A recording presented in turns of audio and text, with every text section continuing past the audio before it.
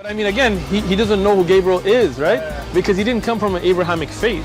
The people of Mecca were pagan. Quran is mentioned, if this book was from other than God, they would have found in it many contradictions. If a book is without contradictions, that has no bearing on whether it comes from God or not. I've had phone books that are inerrant, but I certainly don't think God gave them. That we believe without understanding.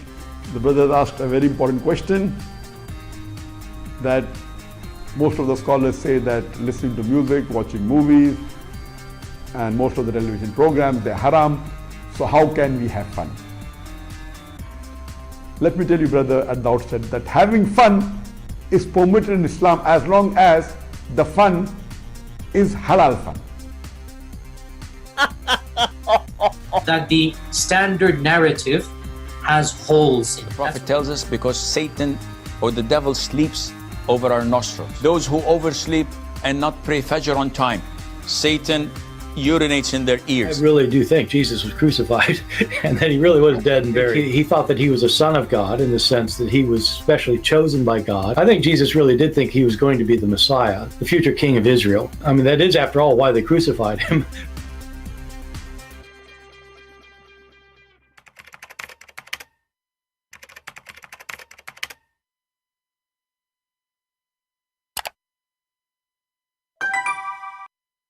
Hello everyone, and peace of Christ all of you. Please invite your friends and let us have some good time together.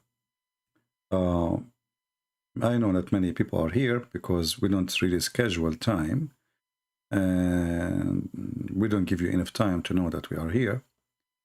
And usually YouTube don't send notification for our channel. But it's okay. No, what is important is we deliver our message and later people download it and share it. As you see the title saying, Join Allah Community, 7 days free trial. Somebody sent me an email saying to me, you should create a community and use your knowledge, to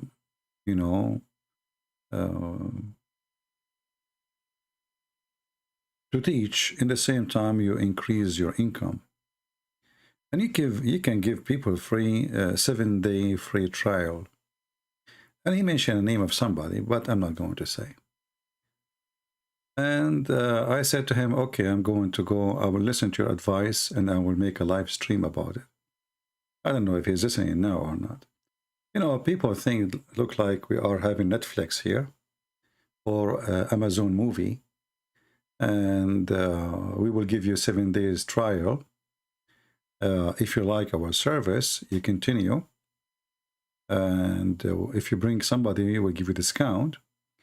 And no, I mean, people are really funny and really weird. I understand that people like to make money. And money is, for sure, is needed for everything we do in life. But why people, they give me donation in Patreon then? I mean, the one who can help, they can help. The one who cannot, what we will do with them? We tell them get lost? I find it very, very un-Christian to ask me to do such a thing. I'm not doing business. And I am here for the poor before the rich. Even though those who have, they can afford to help, they help. But they help not because they are rich or poor. They help because they knew that this is a good thing to do. But we will not do a 7-day trial, and we will not do business, and we will not teach the one who have money, and we will ignore the poor. That is not a Christian, like behavior.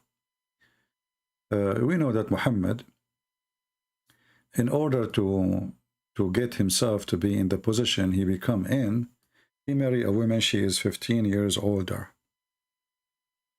Some they say 20, depend.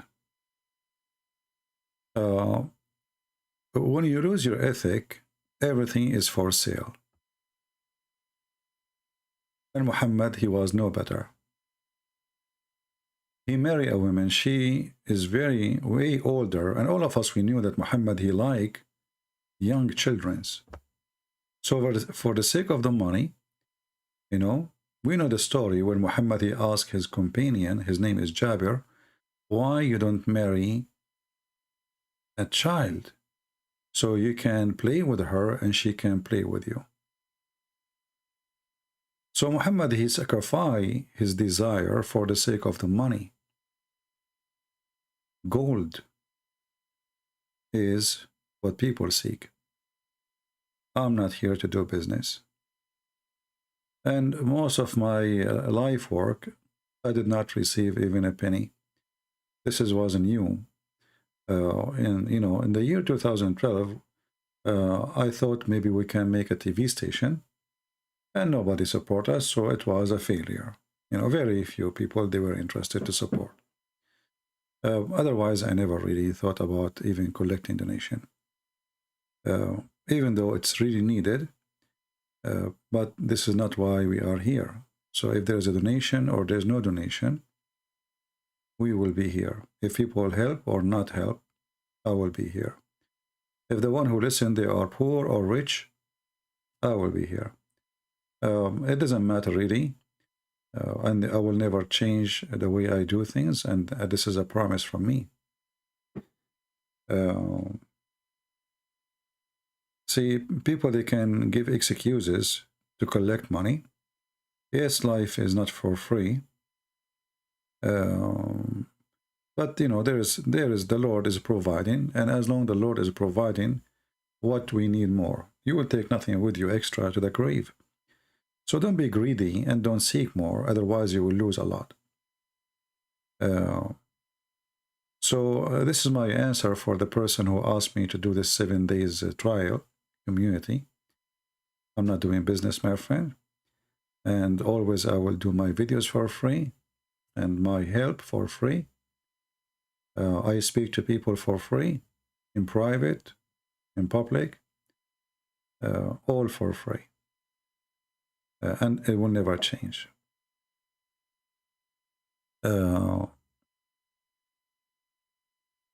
Always be careful, because Satan, he will love to deceive you, and he will love to use you. When your mission became about money, you will lose everything, you know. See, all the disciples of Jesus, and they are the best of us, they used to work, you know. Paul, he used to make tents. So they work, and for sure, like Christian, they support them, but they did not make demand that I will not teach in your church unless you pay me first, unless you give me money.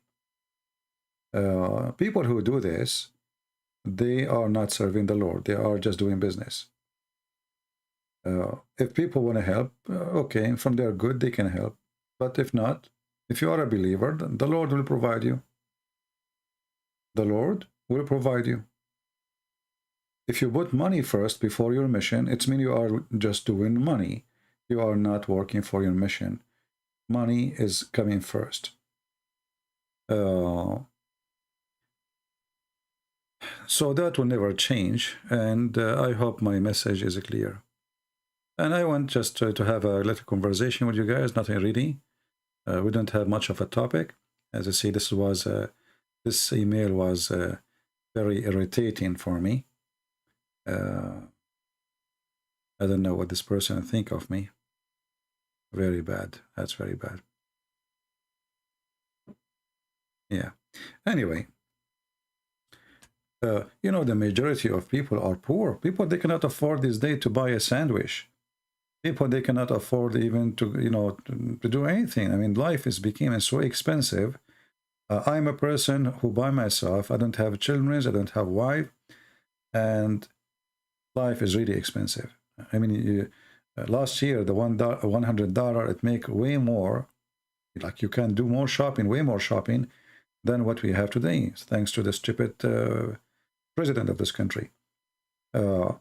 So, you know, why we think always about how we can accomplish, how our mission becomes just about money.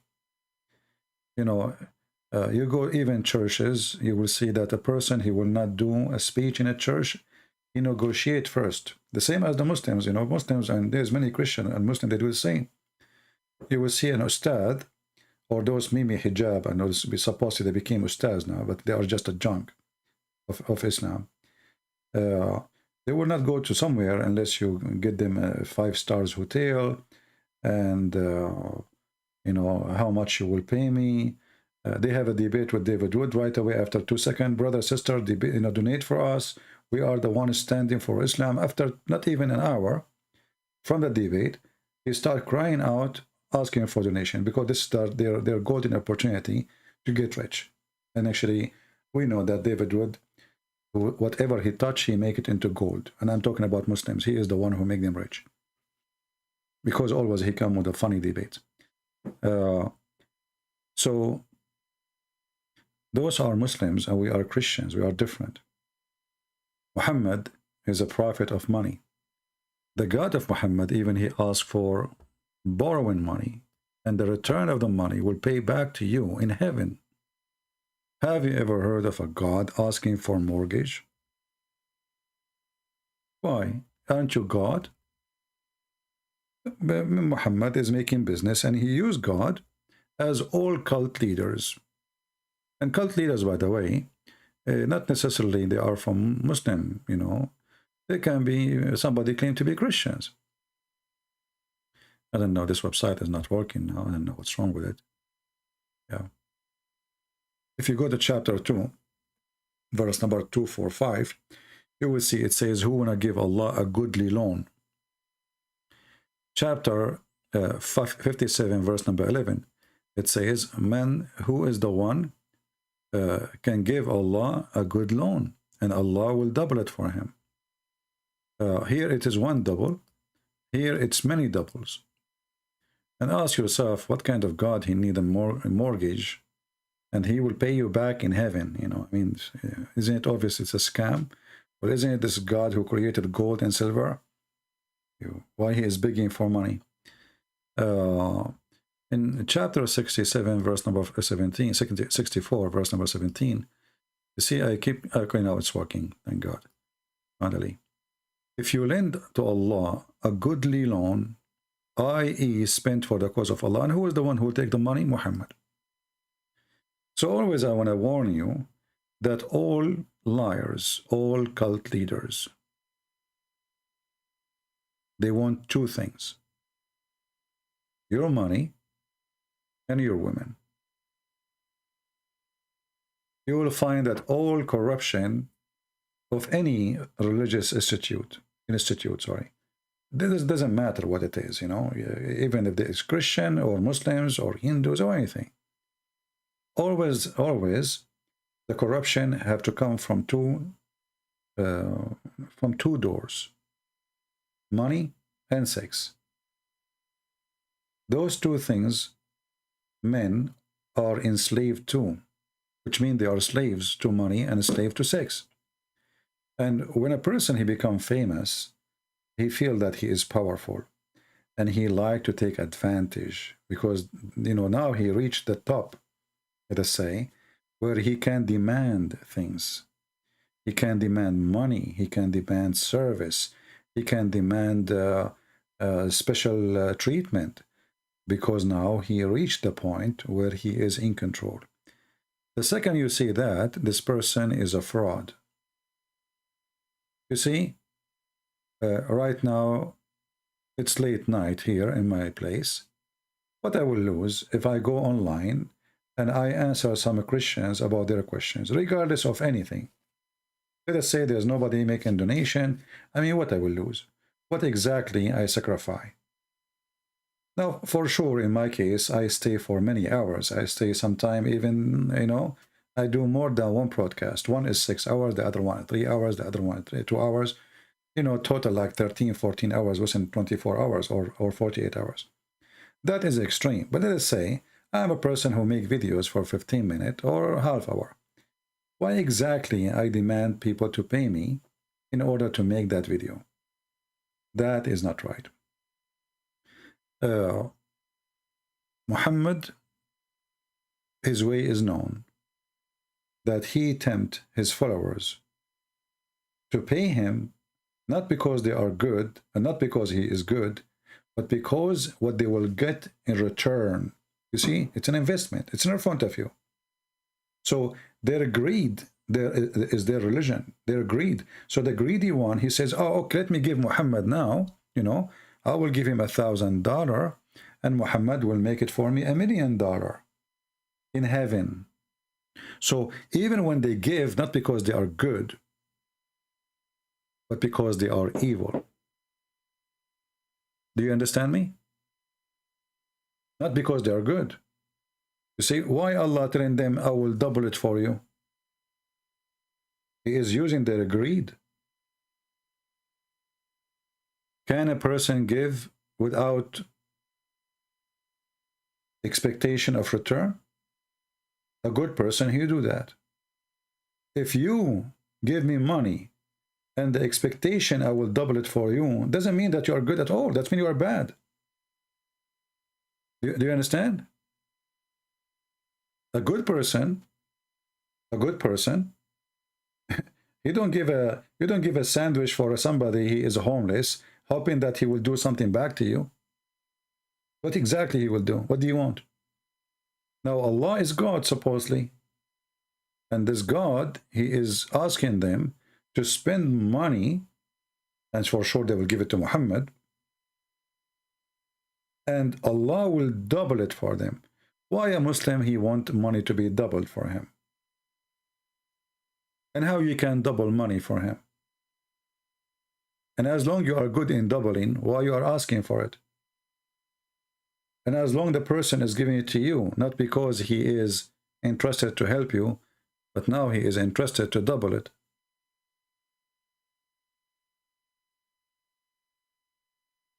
All cult leaders, they are the same. My friend, there's nothing is called deception of Allah, volume number 2. There is Quran and science in on depth. That is volume 2. So we have different name. So you might be confused thinking that volume number 1, that's mean there's volume number 2. So it should be volume number 2, but I changed the name because it's focused in science. So you need to search for Quran and science on depth. That is deception of Allah, volume number 2.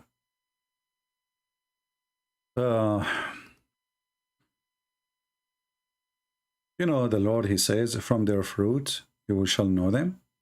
And here in this case, a person is making donation, he don't have a fruit. That is not a fruit.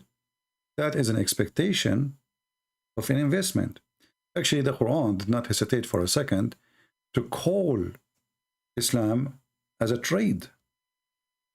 If we search for the word tijara,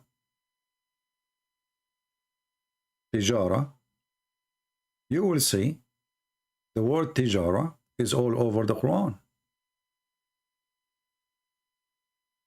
Tijara.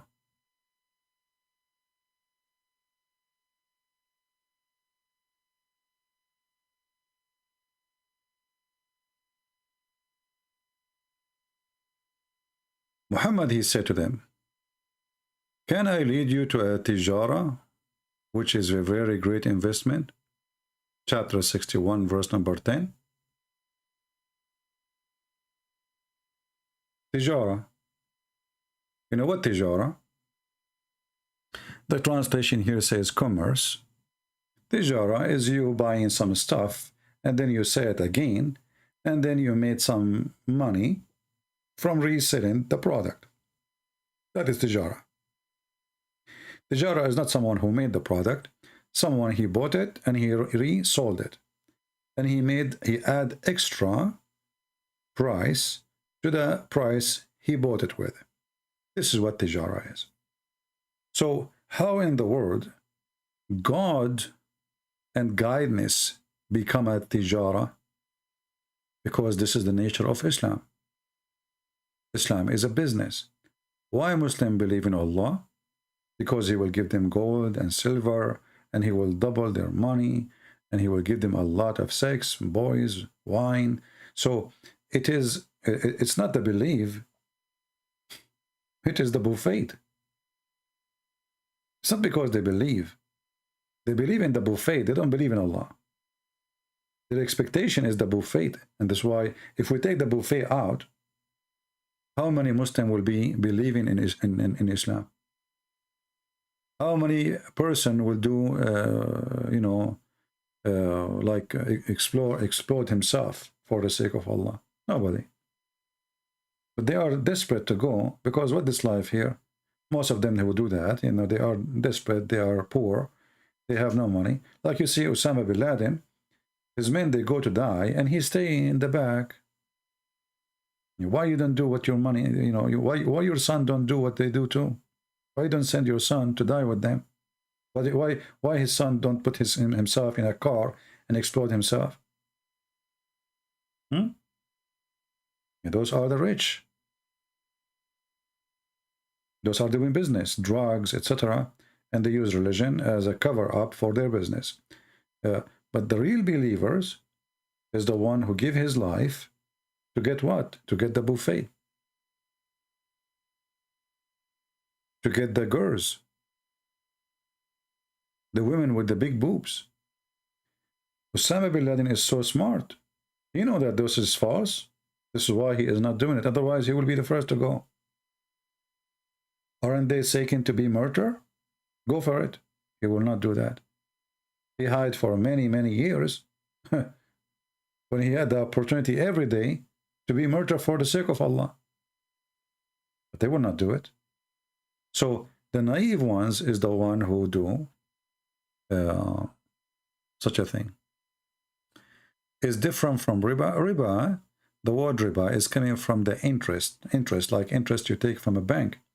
But you know, the Muslim always, they have, they play games to go around things. So as an example, in Islamic banks, they, if you put your money in the bank, they say, we don't give you interest. We give you return. So they change just the name, you know. So it's a fraud. This is the nation of frauds. Everything is a fraud. They just change the name. Like prostitution, we don't do prostitution. Haram. So what we do? What we do? We do one night stand. We do zawaj friend. We don't do muta no more. So what we do? So they just change the name. Do you remember the video of Mimi Hijab? And the sheikh, his name is Abu Khadija. Mimi Hijab was saying to Abu Khadija, he is a very well-known sheikh, Muslim Sunni, that you Muslim Sunni, you marry for 5 minutes. 5 minutes. I can find you the video. Let me see, you know.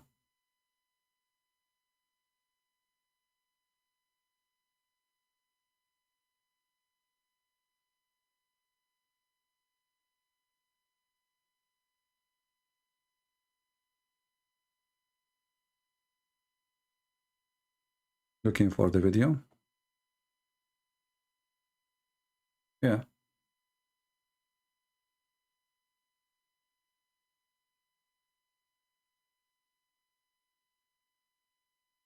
Let us see.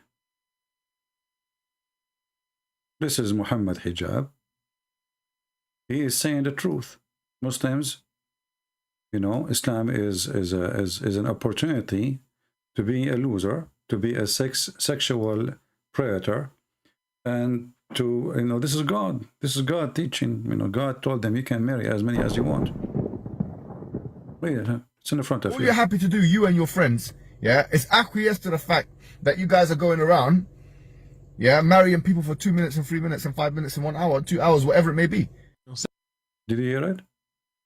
They marry Muslim, they marry Muslims, Muslim men, they marry Muslim girls or women for 5 minutes, 3 minutes, 2 hours maybe. This is what they do. All you're happy to do, you and your friends, yeah, is acquiesce to the fact that you guys are going around, yeah, marrying people for 2 minutes and 3 minutes and 5 minutes and 1 hour, 2 hours, whatever it may be. Salafis are always accused marriage and divorce, marriage and divorce. So is there any sunnah for this? Is there any evidence for this? كذابين, by the way, ikhwan. Yani that is one of the most one of the most evil statements that is made against the people of Sunnah. Anyone who's familiar with the other communities will know that the affair of divorce among them is far, far more disproportionate than among the people of Sunnah. But it is us who are highlighted, that is it. And that is the manner of those who fight against the people of Sunnah, da'iman wa abadan. They will look for any excuse to highlight the people of Sunnah as evildoers. Apparently, our brothers at SP, there is someone among them has married 60 times apparently. You know, here you see the hypocrisy of two Muslim sides making fun of each other. Well, isn't it Muhammad, he married a limited number of women? So why you deny? Isn't it your right to marry as many as you wish? What happened now? I mean, isn't it this is your religion? You can divorce as much you want. You can remarry. You can divorce. You can even divorce the same woman 3 times, 4 times. And then you can, 3 times. And then after, if she to go back to you, she have to go and sleep with someone else. That is the truth. And this is in the Quran. And you ask a Muslim why this rule exists, that if a man he divorces his wife 3 times, she have to sleep with somebody else before she come back to him. He will say to you, this is a punishment for him because he make a divorce as a game. Well, the one who make it as a game is Allah. Why Allah allow him to do it? And now the woman, she got divorced. But she, excuse my language, she is going to be effed, not him. What she lost? What exactly lost? Nothing. So, what kind of justice this justice is? The woman, mostly, she want to go back to her kids, not to the husband, because obviously he is not good. But if you divorce her 3 times, she cannot come back to you unless she sleep with the new Abdul. What the heck is that? It is a sexual religion. Very stupid rules. And now he marry her again. And he divorced her 3 times. She had to F another one. It's a joke. You read that verse, it's in the front of you. This is a chapter of the Hindu. Chapter 2, Al-Baqarah, the cow. Verse number 230. So as you see, Islam focus in sex, money, business. And the free trial is limited. There's no free trial actually, because everything is a promise in heaven. For now, you can try some Muslims, but you have to spend money in order to try them. Islam is religion of try. You can try the women. You can marry her, you know, for a day. You don't like her, you can send her back. Give her the money. Go, bye-bye. It's over. There's no limit. There's no limit in Islam how many times or how long you marry anyone. This is the truth.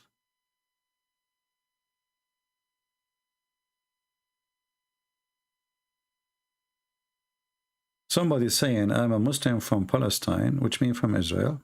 There's nothing called Palestine. I love Jesus, I dreamed of him, and I'm just scared to change. Okay, don't change then. Stay where you are. Get the versions.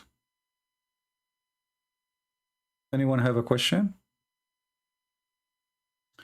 Can you talk about alcohol in Islam? First of all, in Islam, the alcohol, you know, see, Muhammad almost he is dead. And yet he did not forbid alcohol. He said, the Quran said, now Muslim in the hadith, they will say to you, Allah cursed the one who make it, who buy it, who sell it. But look what the Quran says.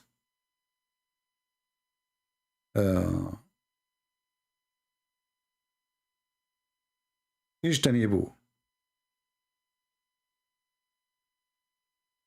Ijtanibu mean avoid it. Does not mean haram.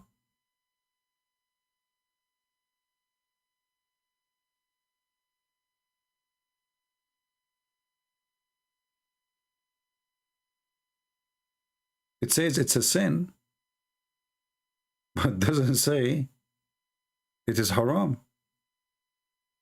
You see, haram, forbidden, is something will bring you a capital punishment. like, you know, fornication as an example. If you kiss a woman, if you touch her private part, in Islam, this is called al-lamam. It's okay. There's no punishment for it. There's no punishment. Actually, if you marry your mother in Islam, even though it says haram in the Quran, there's no punishment in Islam if you sleep with your mother, or even your sister, or even your daughter, or even your aunt, or even your grandmother, and I can show the reference. There's no punishment. Even the one it says haram, which means it's forbidden. What is the excuse? Well, he married her. He married her. How you can marry? How you can marry your mother? So Islam is a very weird religion. What is fornication? Fornication is having sexual relationship, you know, with this is the traditional meaning, with someone is not lawful for you, especially like if you are married, you know, like a cheater, you know. But fornication is having a partner is not your wife or not your husband, as simple as that. But in, you know, like in the biblical meaning, fornication is any sin which is against God teaching. As an example, in the Old Testament we see it says that the earth committed fornication, the earth. But we know that earth don't have sex. So what the Bible says, that the earth is in a great trouble, full of sin, equal to what it's called fornication. So fornication is you doing something against God will, and it's about doing something not lawful, not right for you. As simple as that.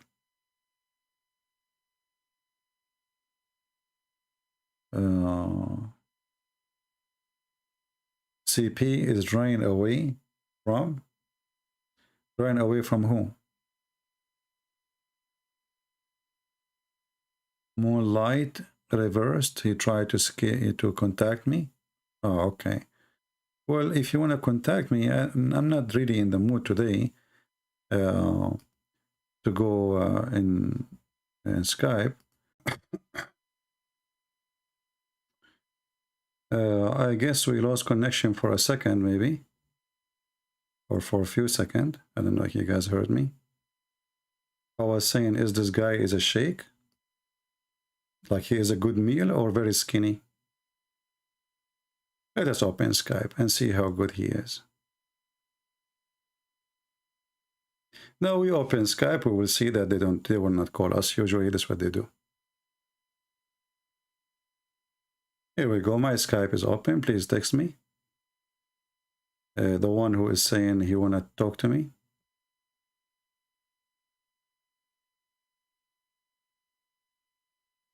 Give me your name so I will find who is, because I have too many texts here. What is that? What is the name of the person who want to talk to me?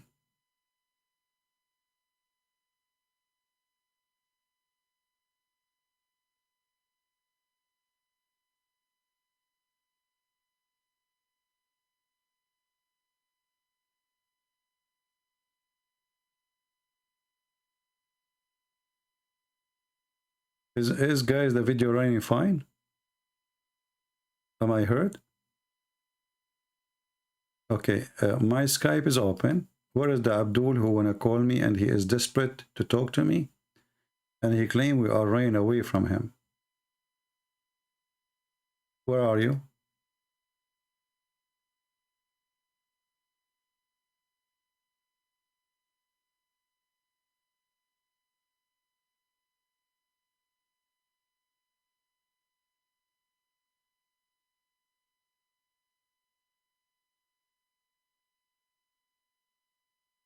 I receive a message from a person who left Islam, and he said to me, my father, he dishonored me, and yeah, because he left Islam, you know, he says like he don't want to see him no more. Let me give him a message. No, not worry.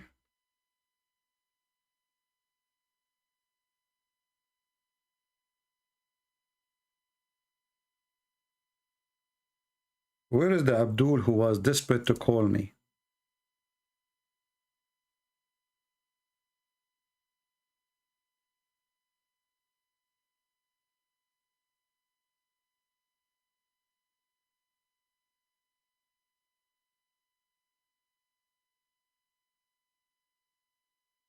What happened?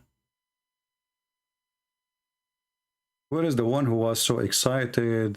Christian Prince is running away. My Skype is open.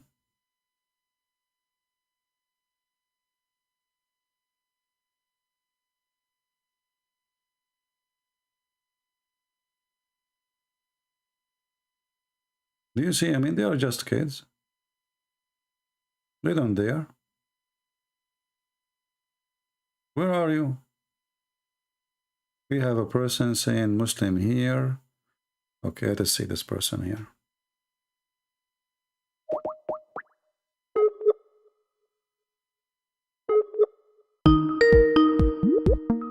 Let us lower the speaker temporarily.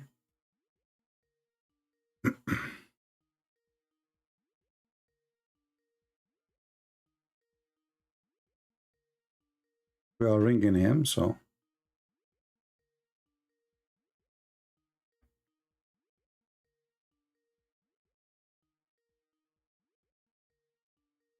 This guy is not answering.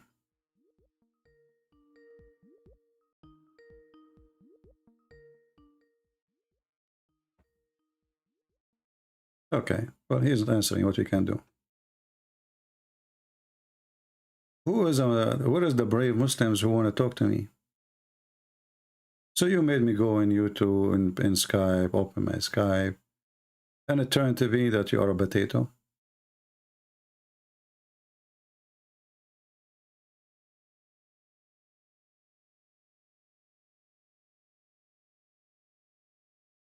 Huh?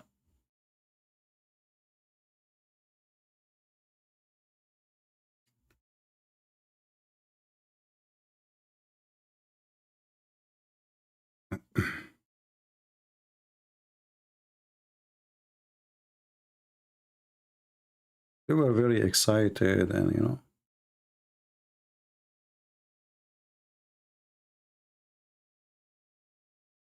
Somebody sent me a message saying they cannot find my book in Amazon, Quran and Science in Depth. You know those Amazon?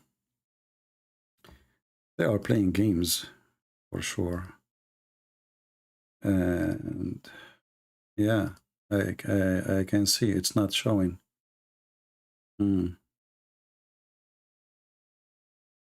Yeah. Very filthy company. Maybe we should publish it in Google, you know. So where is the Muhammadan? The one his name is Elias. What happened to you, Elias? Where is your potato?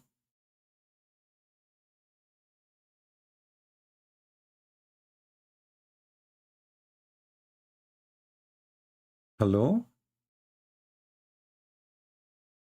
You see, when they want to debate David Wood, they will see a long line of them. They want to debate him.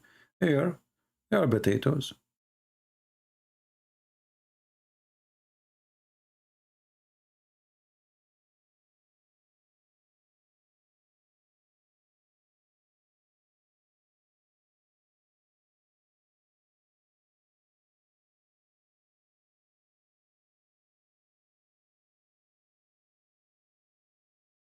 Any Muhammadan? Mayday, Mayday.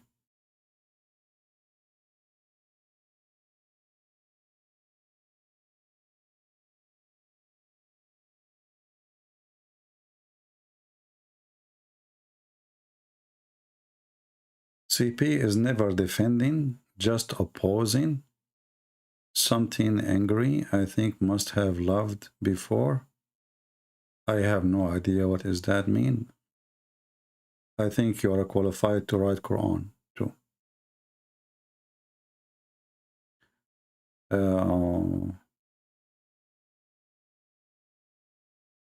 So that's it. Are we out of them?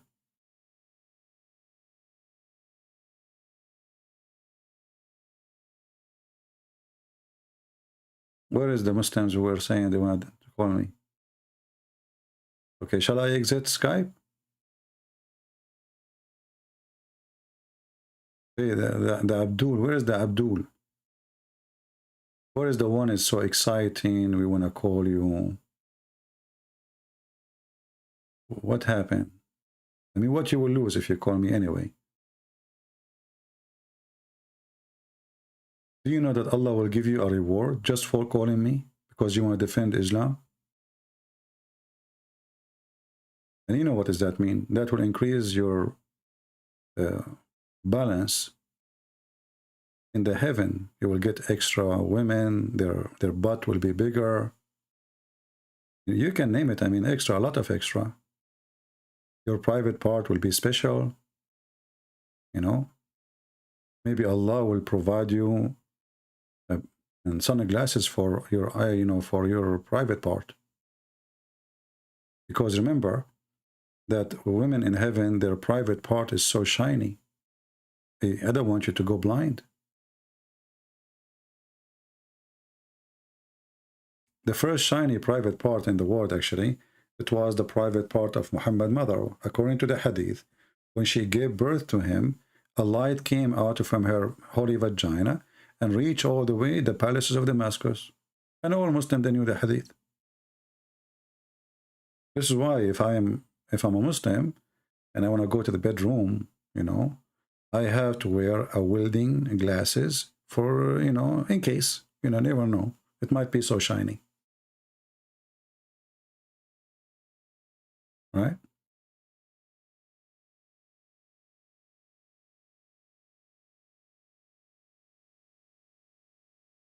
And look at them. Any Muslim, he would dare to say this is a lie? They don't dare. Look at them. Look. Not even one of them said this is a lie. Because this is what they say in their books. And the funny is that nobody saw the light coming from her, Muhammad's mother vagina. I mean, the whole people of Quraysh never saw it. How the light went all the way to Damascus, and why it's going in the direction of Damascus? I mean, light goes in every direction. Is that a beam light? Maybe she have a headlight there. You know what? Maybe when she was laying down, her legs, I mean, her was facing Damascus. I mean, at least when you make a lie, make it, you know, come on. And what? Oh, so the light came out from the roof, like what Muhammad's mother, she was giving birth in the roof, in the top. How the light came out? Well, I mean,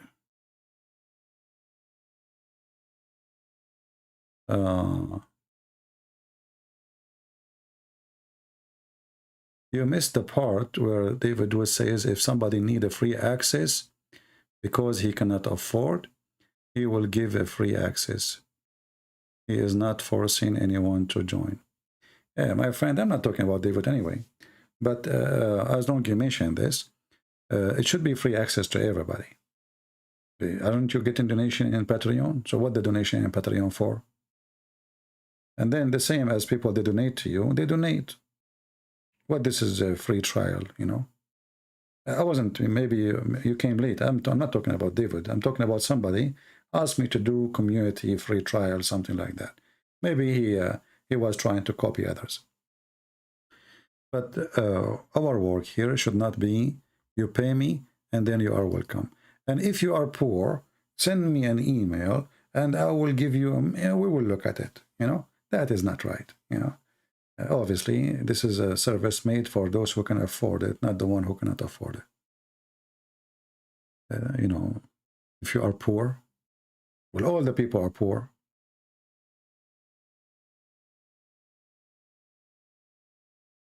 How many people are not poor? What is the percentage of those who have money with those who don't? So we are making service for those who have no, you know, money, or we have making service for those who have money.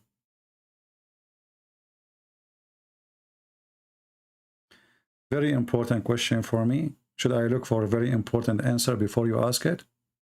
Let me open my document, so search for very important question answer.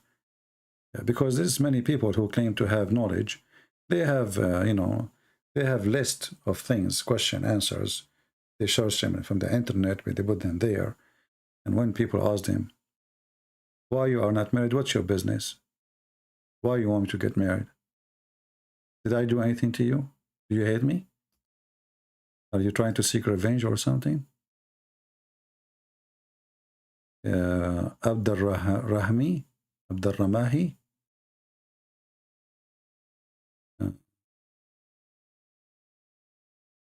Okay. So what, you want to talk to me or what? I don't know. Hello? Yes, my friend, you are live on air. What do you want to say to us? Hold on 1 second. Let me put the speaker to this. Oh, what is that? Speaker, video? We don't want video. Turn it off. Turn it off, no problem.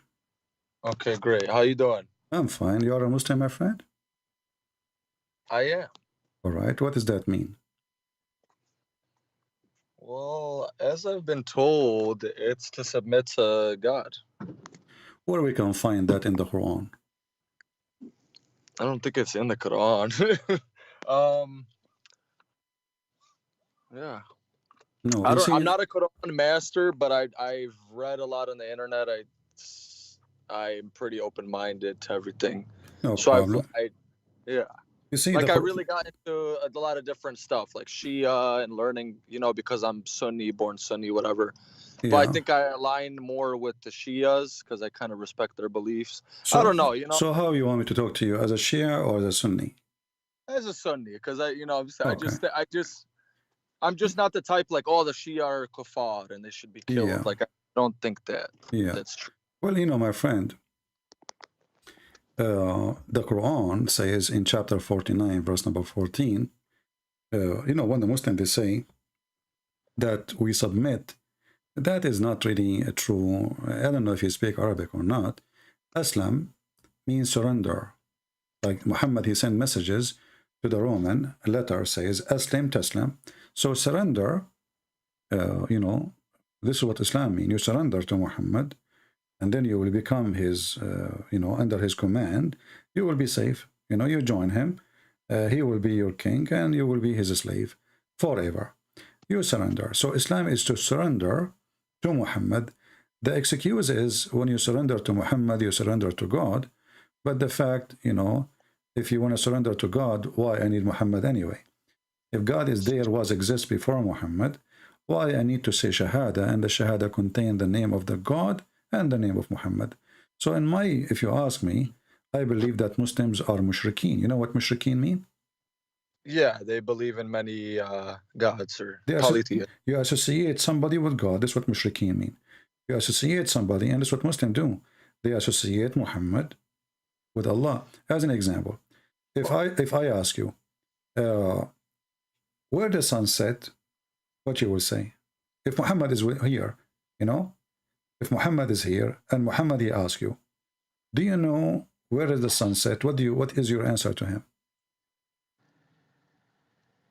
Well, I know what he said, but I would say, knowing what we know now, that the centers of the sons of the center. No, let us say you do not know. You are at that time. Okay.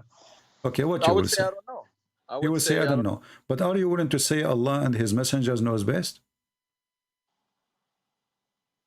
Would I say that? Would you say Allah and His messengers knows best? Nah, I guess if I was a firm believer in God, I would say God knows best. But maybe not is the truth. So you refuse to say Allah and His messenger know best, because this is associating the knowledge of a man with the knowledge of God, correct? Fair point. And I want to briefly, brother, because the other day, for whatever reason, I tried to call and I wrote just some minor stuff down, but there's something I didn't write down. Like I actually read for the first time that the Jews, obviously, you know, just the terminology that Jesus was a false prophet, right? So in the same way, like the Christians didn't accept Muhammad. So like I try to look at Islam then and I try to look at Islam now, you know? Like I didn't know there was such criticism of Muhammad back then. I only thought this was the thing of today.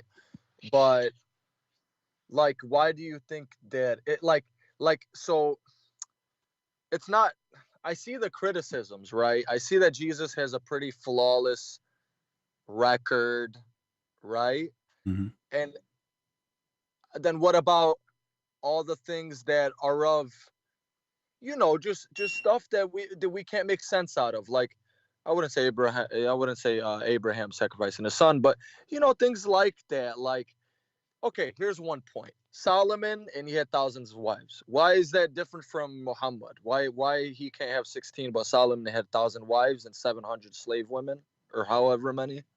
Yeah, well, if you go and see in the Bible, you will see that God, he condemned the behavior of David and anyone who did such a thing. So there is a huge difference between you do it and you do sin, and then God says to you, God bless you, you are good. And then God, he says, no, this is bad. And even like when he decided to build a temple, God, he says to him, I don't want money from you. Your money is, you know, your hand is covered by blood.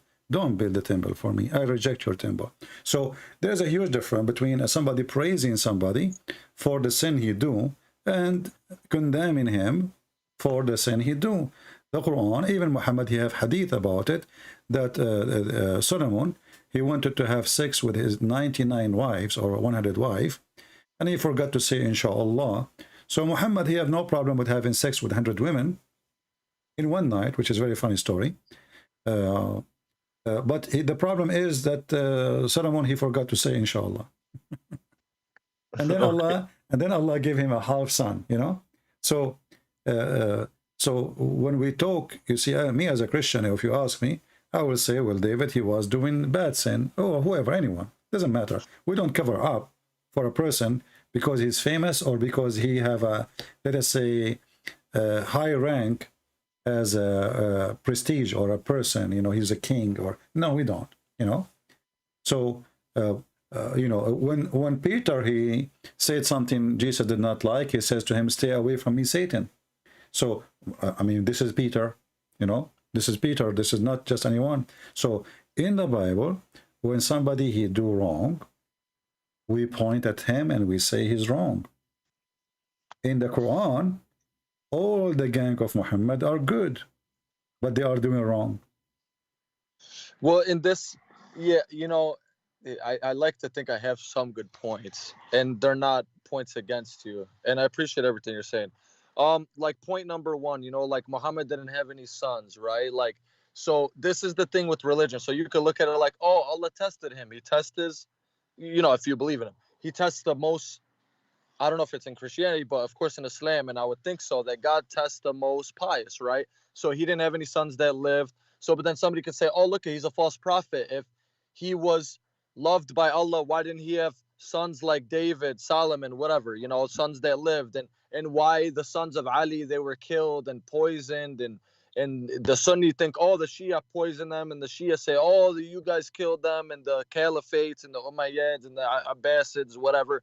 So I look at it like what really happened and then what came after. Like, I do see the problems in Islam, but it's like, okay, was that a human problem? My friend, I don't judge Muhammad for being a false prophet because he don't have kids. What does this have to do with being prophet or not? But in Islam, you are, you know, this is what Muhammad, he taught them.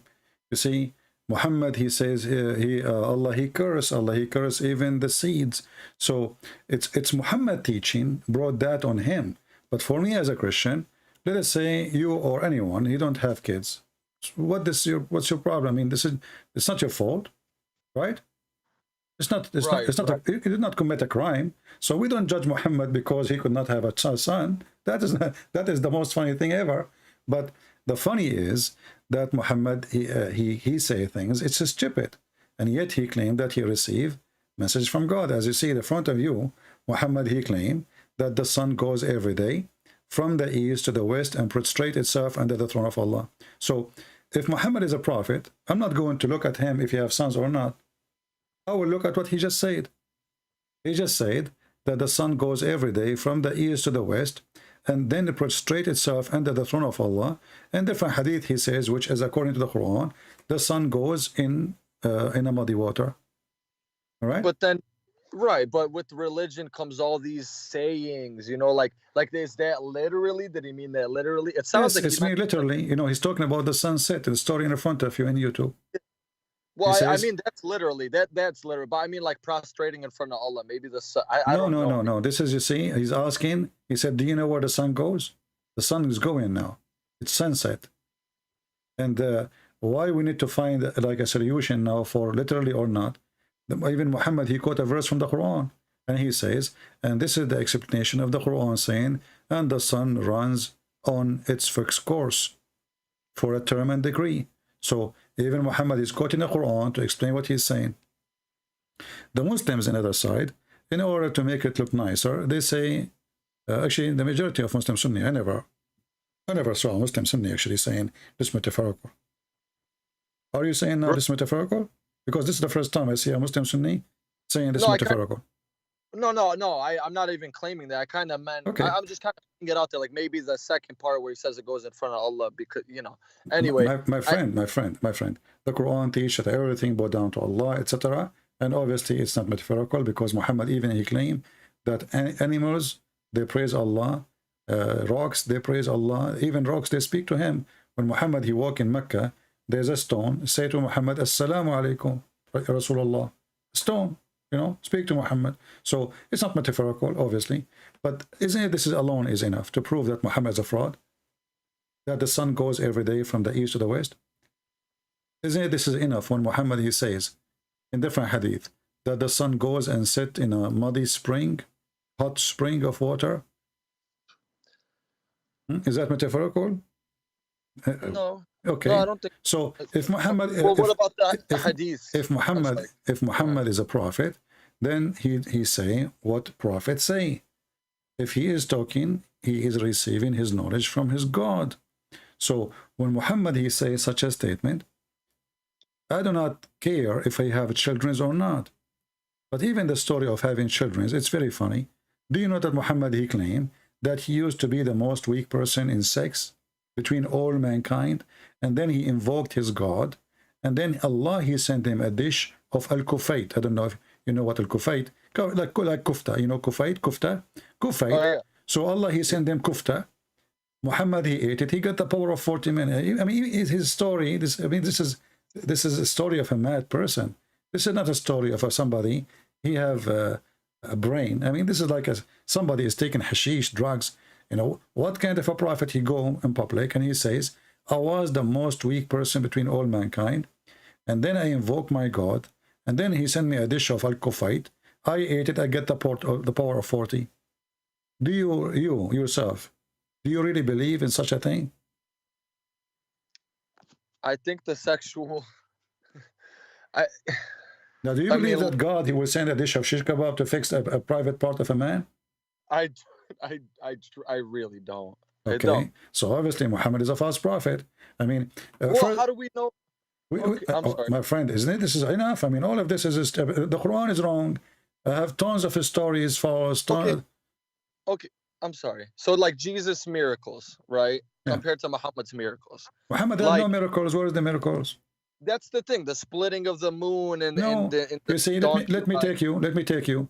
There's you see. Like, how do we know Jesus did those things? Like, we know he healed the leper. When Jesus he did miracle, there's thousands of witnesses, and Muhammad himself he could not deny it. But we will not take Muhammad to witness for Jesus. But you can say how I know I wasn't there. You can say that, no problem.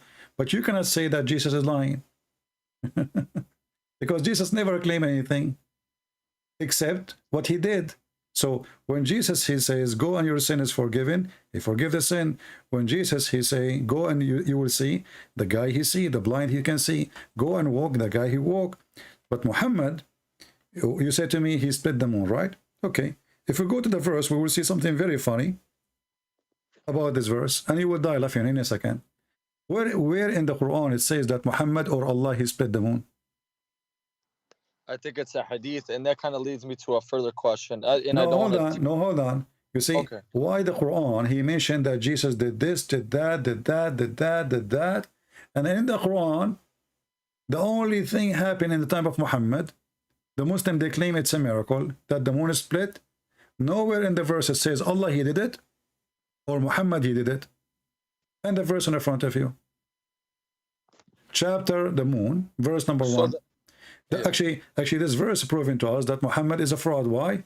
Because in Arabic it says, اقتربت الساعة وانشق القمر. اقتربت mean it's very soon, almost there. الساعة, the hour, which means the judgment day. And the moon split. So the moon splitting was the sign of the day of judgment. It started. And that was 1400 years ago. No, that's something I have a very hard time. You know, like he said, this person will not live. Exactly. You know, yeah, he will not grow old until the hour come.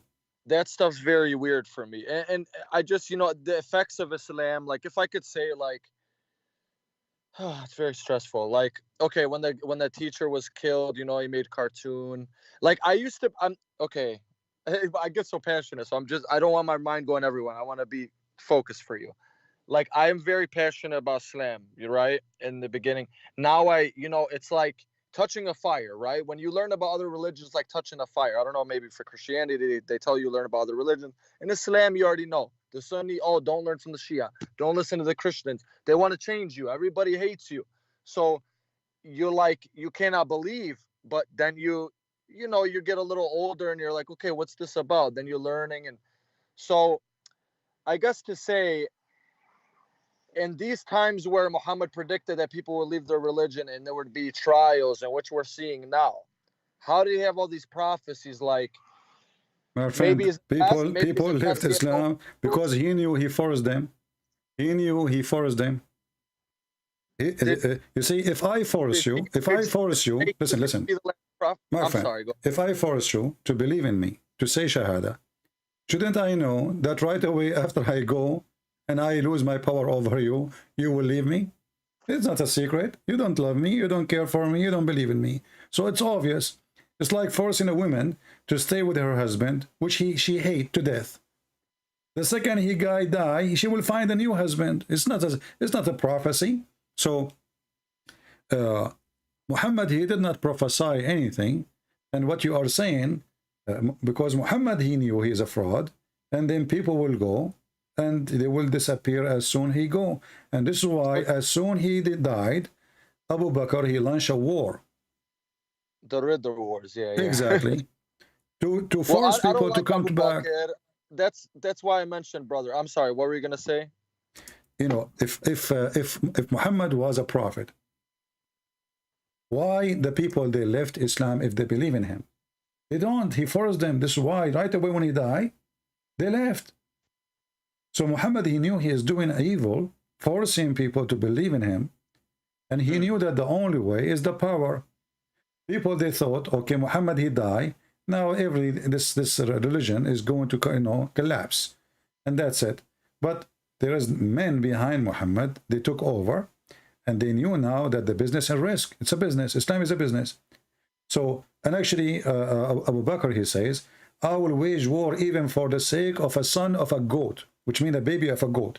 People, they have to pay. The reason he did the war of apostate, because they don't want to pay money no more. Paying the money, yeah. It's not about because they believe or not. This is how hypocrite they are. So he said, if they don't, even if it is a baby goat, they don't send, I will wage war for it.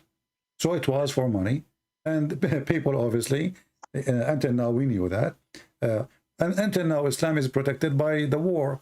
If you try to insult Muhammad, if you try to say anything against Muhammad, you will be dead in less than 5 minutes.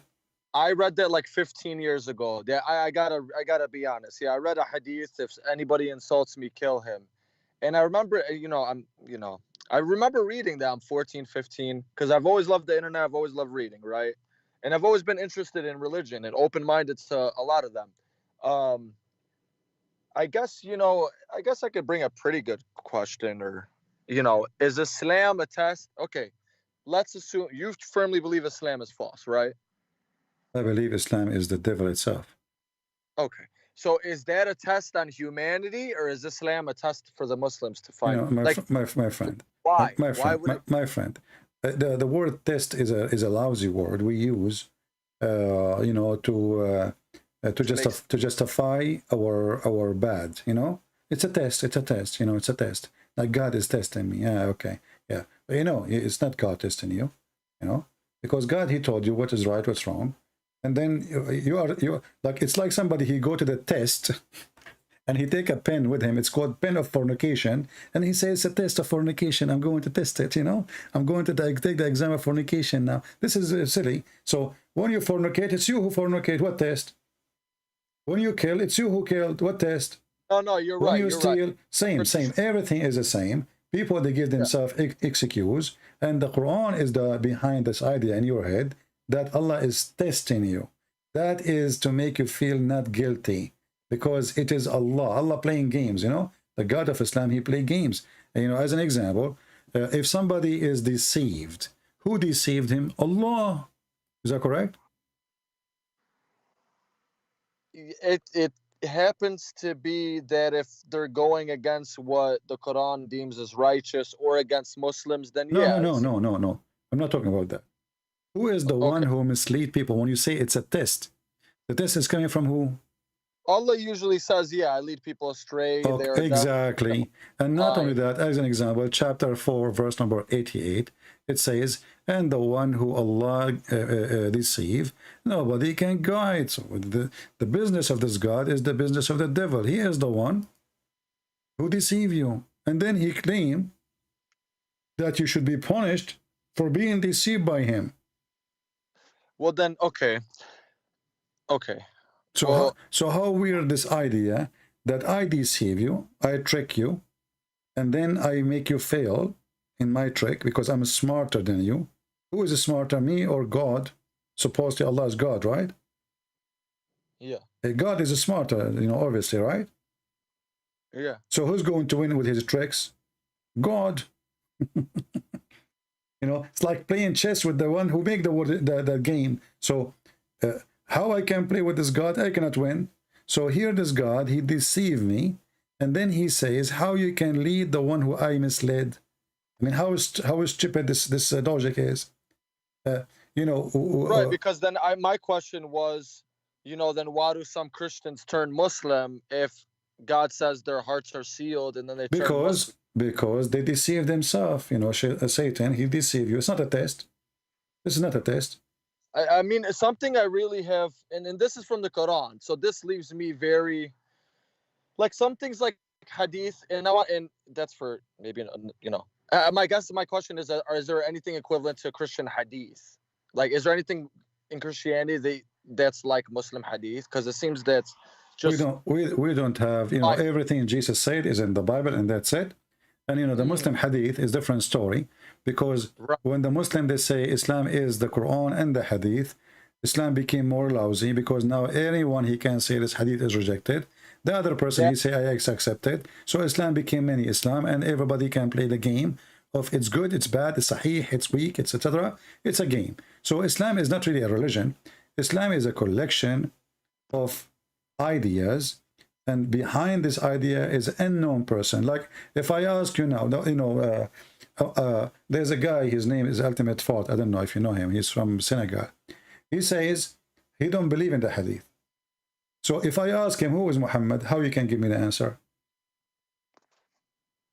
Let us say those people, they don't believe in the hadith. This is what the new generation, they are doing. They say we don't accept the hadith in order to what? To cancel the stupidity Muhammad he said in the hadith, to wash their hands from it. It's embarrassing. So we say we accept only the Quran, and then the Quran, they say we give it meaning as we wish, in just to order to play. Like the sunset in murky water, they say to you, it is from his perspective. Where in the verse it says that? Why you are adding words? So if we ask now any Muslim, he don't believe in the hadith. Who is Muhammad? There's no answer. Who is his wives? There's no answer. Where he live? There's no answer. Because even in the Quran it says that we send you to Mecca and what is around it, but doesn't mean he's from Mecca. If I send you to Jerusalem, doesn't mean you are from Jerusalem. Right? So where we get the information from, this is a stupid book. You see, I saw like many videos of Muslims, they say, the Bible written by John. John who? We know who's John who is written there. Luke who? But they don't ask themselves, Muhammad who? Even Muhammad, he was born 4 years after his father death. I mean, have you ever heard of somebody, his mother, the husband died, now 4 years after she gave birth to a guy, his name is Qasim, and then they changed the name to Muhammad?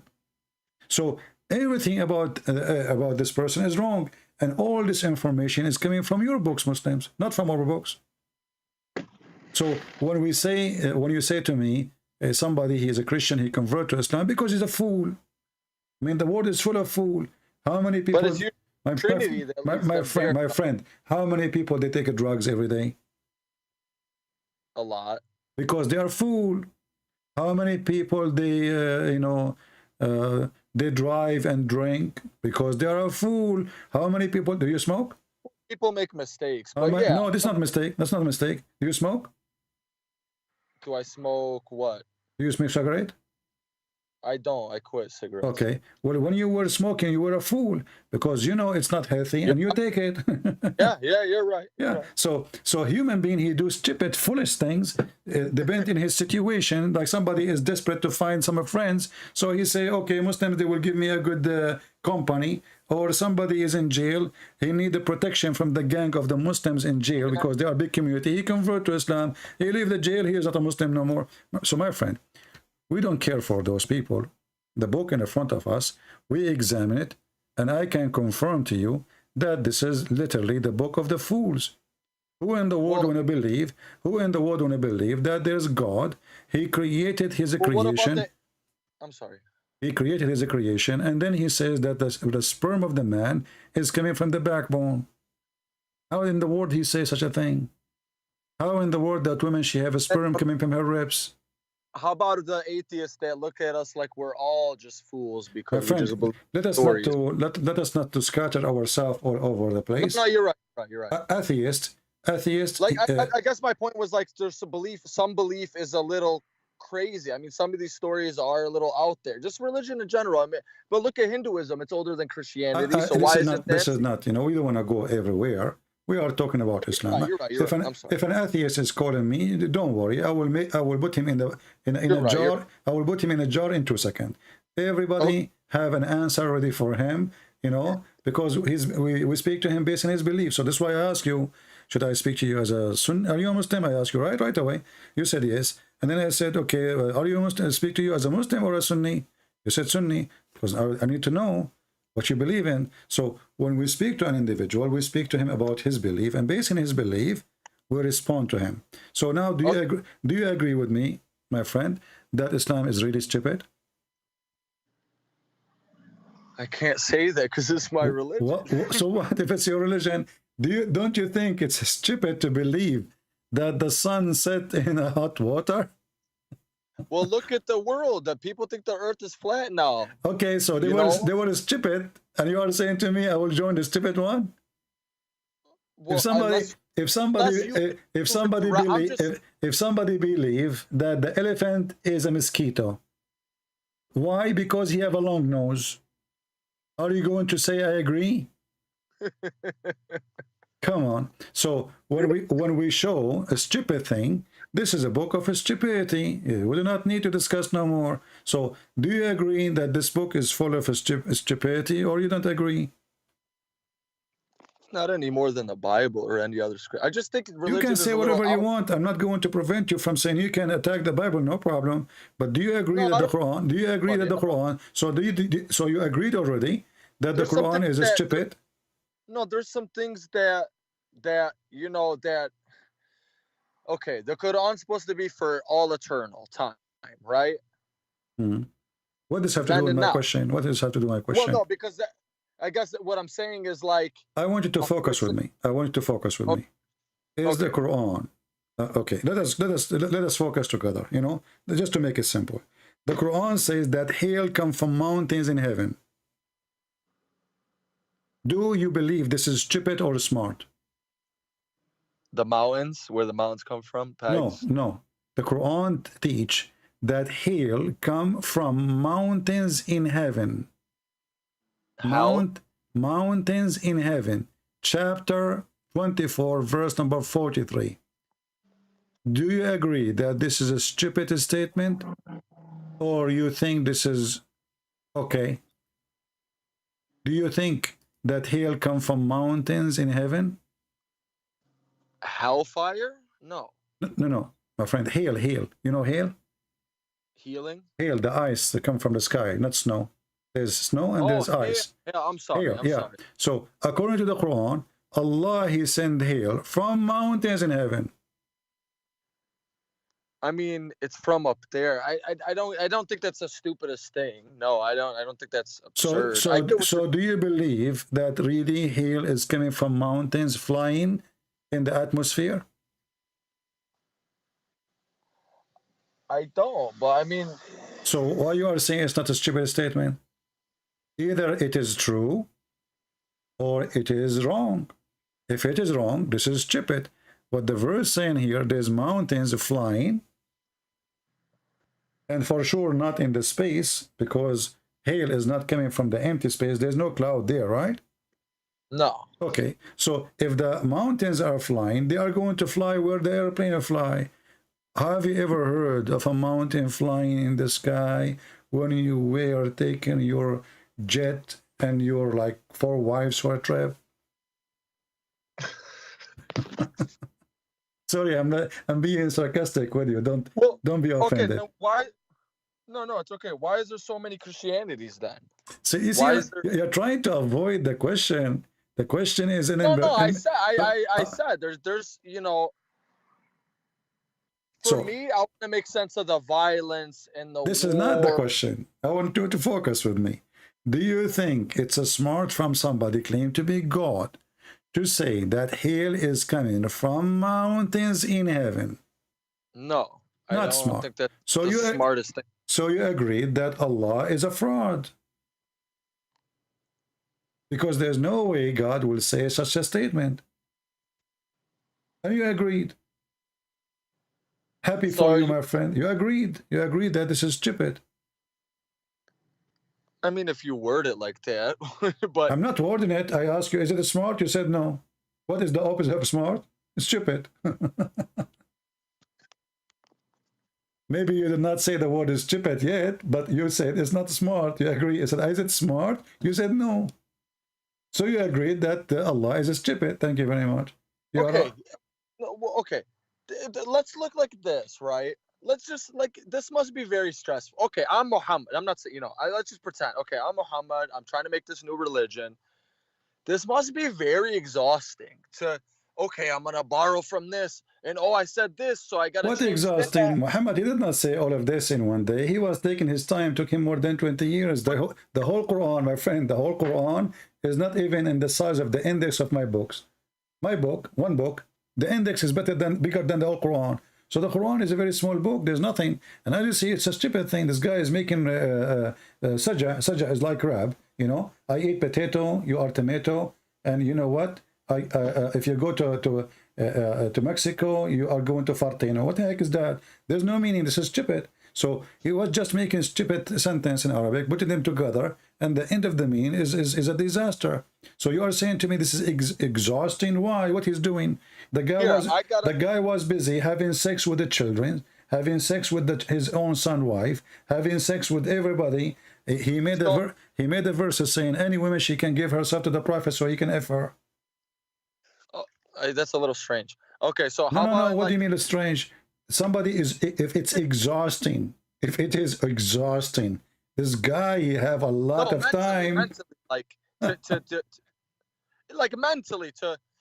okay, he got all these stories, and it's just religion is stressful, right? Okay, so I don't know. My friend, the guy was having fun. Imagine God, he sent the verse says, any woman she like to offer herself to Christian prince. Do you see how stressful I am now? I will be, this is really stupid. And you know, before you call me, I was saying to people here. Wouldn't he be paranoid? From the really people that he was trying to kill. Okay, he's a fake prophet. But you have the Meccans trying to kill you because you're changing their polytheistic ways, and you're making fun of them. And Abu Bakr is saying, "Suck the clitoris of Allah," and all this weird stuff. My friend, you establish an organization and you have no choice but to continue. It's a business, either it succeeds or it's going to die. So Muhammad, when he started his business, hoping that people will listen to him, this is why in the beginning he was trying to be friendly to the Christian and the Jews. When the Christian, they refuse him, and then the Jews refuse him, even though they accept him as a refugee, the Jews, they took Muhammad between them. Why do you think he hated the Jew? Why do you think he hated the Jews specifically more? Because they got him busted many times. The Jews, they used to make fun of him, getting him busted. As an example, the story of Al-Khadr. The Jews, they came to him and they told him there's a prophet, his name Al-Khadr. What do you know about him? Khidr, right, with the Moses and the green. Yeah. And Muhammad, he got the bait. He's a fool. So he come and he said to them a chapter about Al-Khadr. And later, he found out Al-Khadr is just a scam. It's not real. This is Alexander the Great. He's not a prophet. He's actually bisexual. So they always give him a bait, and he's a fool, and he take it. So he takes stories from the Jews. He make it Quran. And then after that, the Jews, they make fun of him. So what they do, they send up somebody to speak to Aisha, or to speak, as an example, the punishment of the grave. A Jewish woman, she walked by to the house of Aisha. She said to her, we seek refugee from the punishment of the grave. Aisha, she said to her, you are lying. There's no such a thing. Muhammad, he come from his room. They found him argue, both of them. So he said to her, what's the problem? She said, this Jewish woman, she is saying, we seek refuge from the punishment of the grave. Muhammad, he said, well, okay, well, she is saying the truth. And Aisha, she said, since then, not even once, Muhammad, he prayed without saying, I seek refuge from God from the punishment of the grave. So why Muhammad never say that ever before? Until the Jewish women, she mentioned it. He hang up.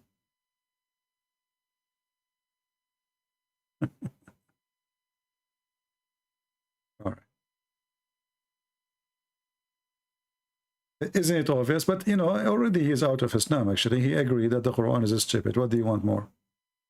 And you know, we have this guy. He keeps saying, Ilyas, Christian Prince, if we etc., he will run away. He will cry. Hey, my friend, get me your daddy. Stupid idiot. Any Muslim, he make those comments just to block him. Either you bring me your daddy or go. Put your diaper on.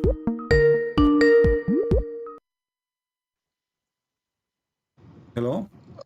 I'm sorry about that. It's all right, no problem. So as you see, Aisha, she heard the Jewish woman mention the punishment of the grave, and then Muhammad, he said to her, this is true. And then since then, Aisha, she said, after that, I never saw Allah apostle, but seeking refuge with Allah from the punishment of the grave. He just learned it from the Jew. He just learned from the Jew. Yeah. So if he is a prophet, you know, if this is really real, then he will not wait for the Jewish women to say it. He will say it from the first day. But suddenly, after the Jewish women, so they give him a trap, you know. They make fun of him. They go there, they send the women. The women, she says something. Muhammad, he take what the Jews say seriously. You know that those people have religion. So whatever the Jews, they say, he put it in his book. And suddenly now, became a big thing in Islam to believe in the punch of the grave. If we go right now to YouTube, we will find 1 billion video about the punishment of the grave with animation, and there's movies. So you guys don't believe that in Christianity? What are you dead? Are you dead or not? How you are dead and you are going to be punished in the grave? Are you dead or not? Do you mean it's something more, it's kind of a cruel thing that God wouldn't do, or are you saying that it just doesn't make sense? It's a stupid, you know. Are you dead or not? You're dead. Okay, so how we will punish you, and you are just dust? What you punish? What exactly? Well, because you're still be living, you could still feel. No, you are not. They are dead. This is why you are. Well, okay, in Christianity, you believe you're going to another place, right? No, this is in the judgment day, when God, he take us, to his heaven. Not right away. You go from the grave and you find the door open for you to the other hole. No, yeah, you have to wait for the resurrection. Yeah, so but this is a different story. Here we are talking about somebody is in the grave. Look how many videos the Muslims they have. I just search in Arabic, Adab al-Qabr. Ooh, the punishment of the grave. And look here, a camera inside the grave.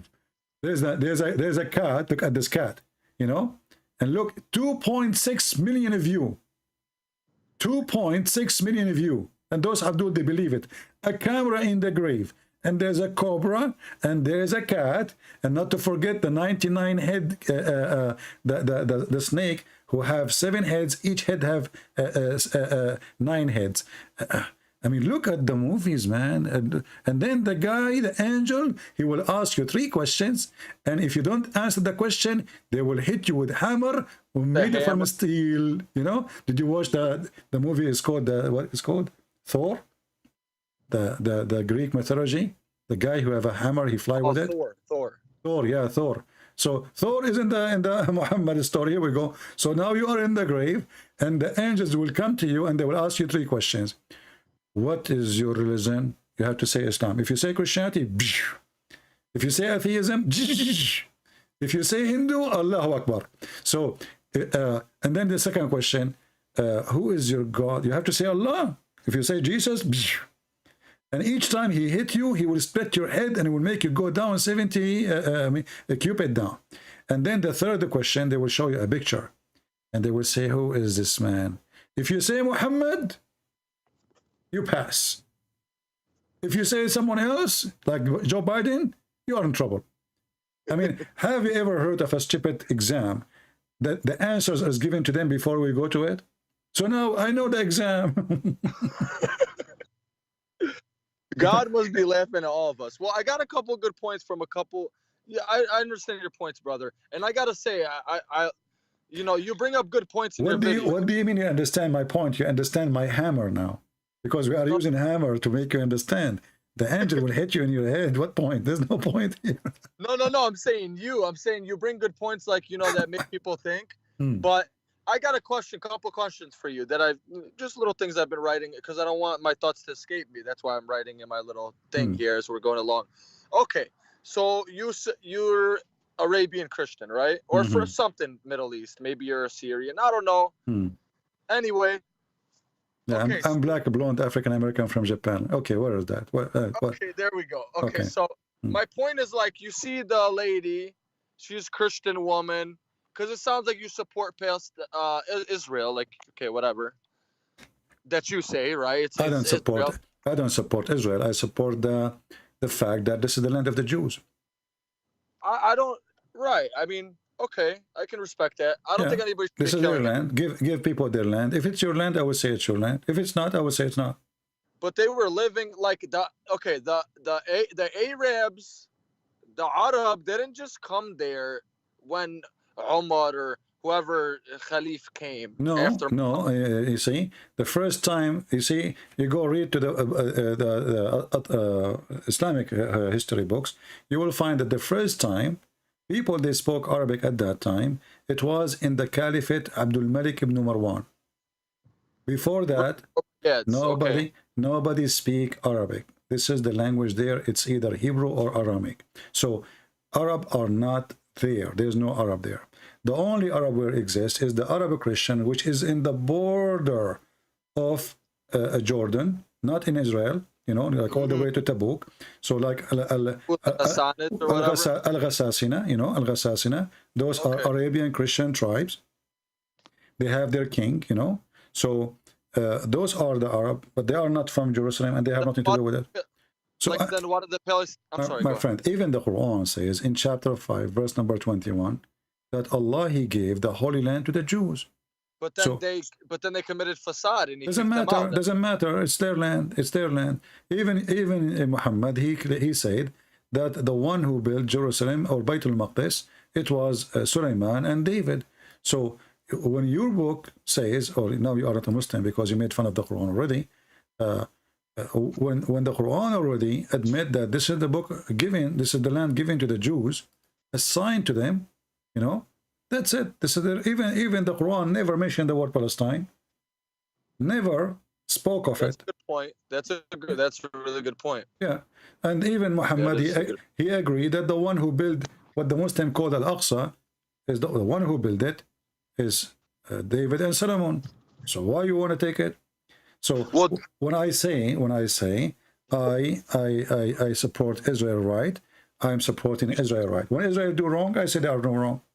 I don't take a side. Right. Well, you know that a Palestinian Christian woman, like why don't the Christians have more? She of is an no outcry? Christian. She is supporting terrorists. This woman, she is no Christian. I know who is she. She is from the Orthodox Church in that territory. She was a journalist supporting terrorists, supporting Hamas. So she is no Christian. There's no Christian will do what she's doing. Yeah, but doesn't Hamas pretty much represent all the Palestinians? No, Hamas represent only terrorism, because no Christian, Hamas, they cut the head of a Christian person just for selling the Bible in his library. They gave him a warning, 24 hours. Take all the Bibles. They're very crazy. I don't think no, they are not crazy. This is who they are. They are Islamic terrorism. So Hamas, anyone who support them, he is no Christian. There's no way.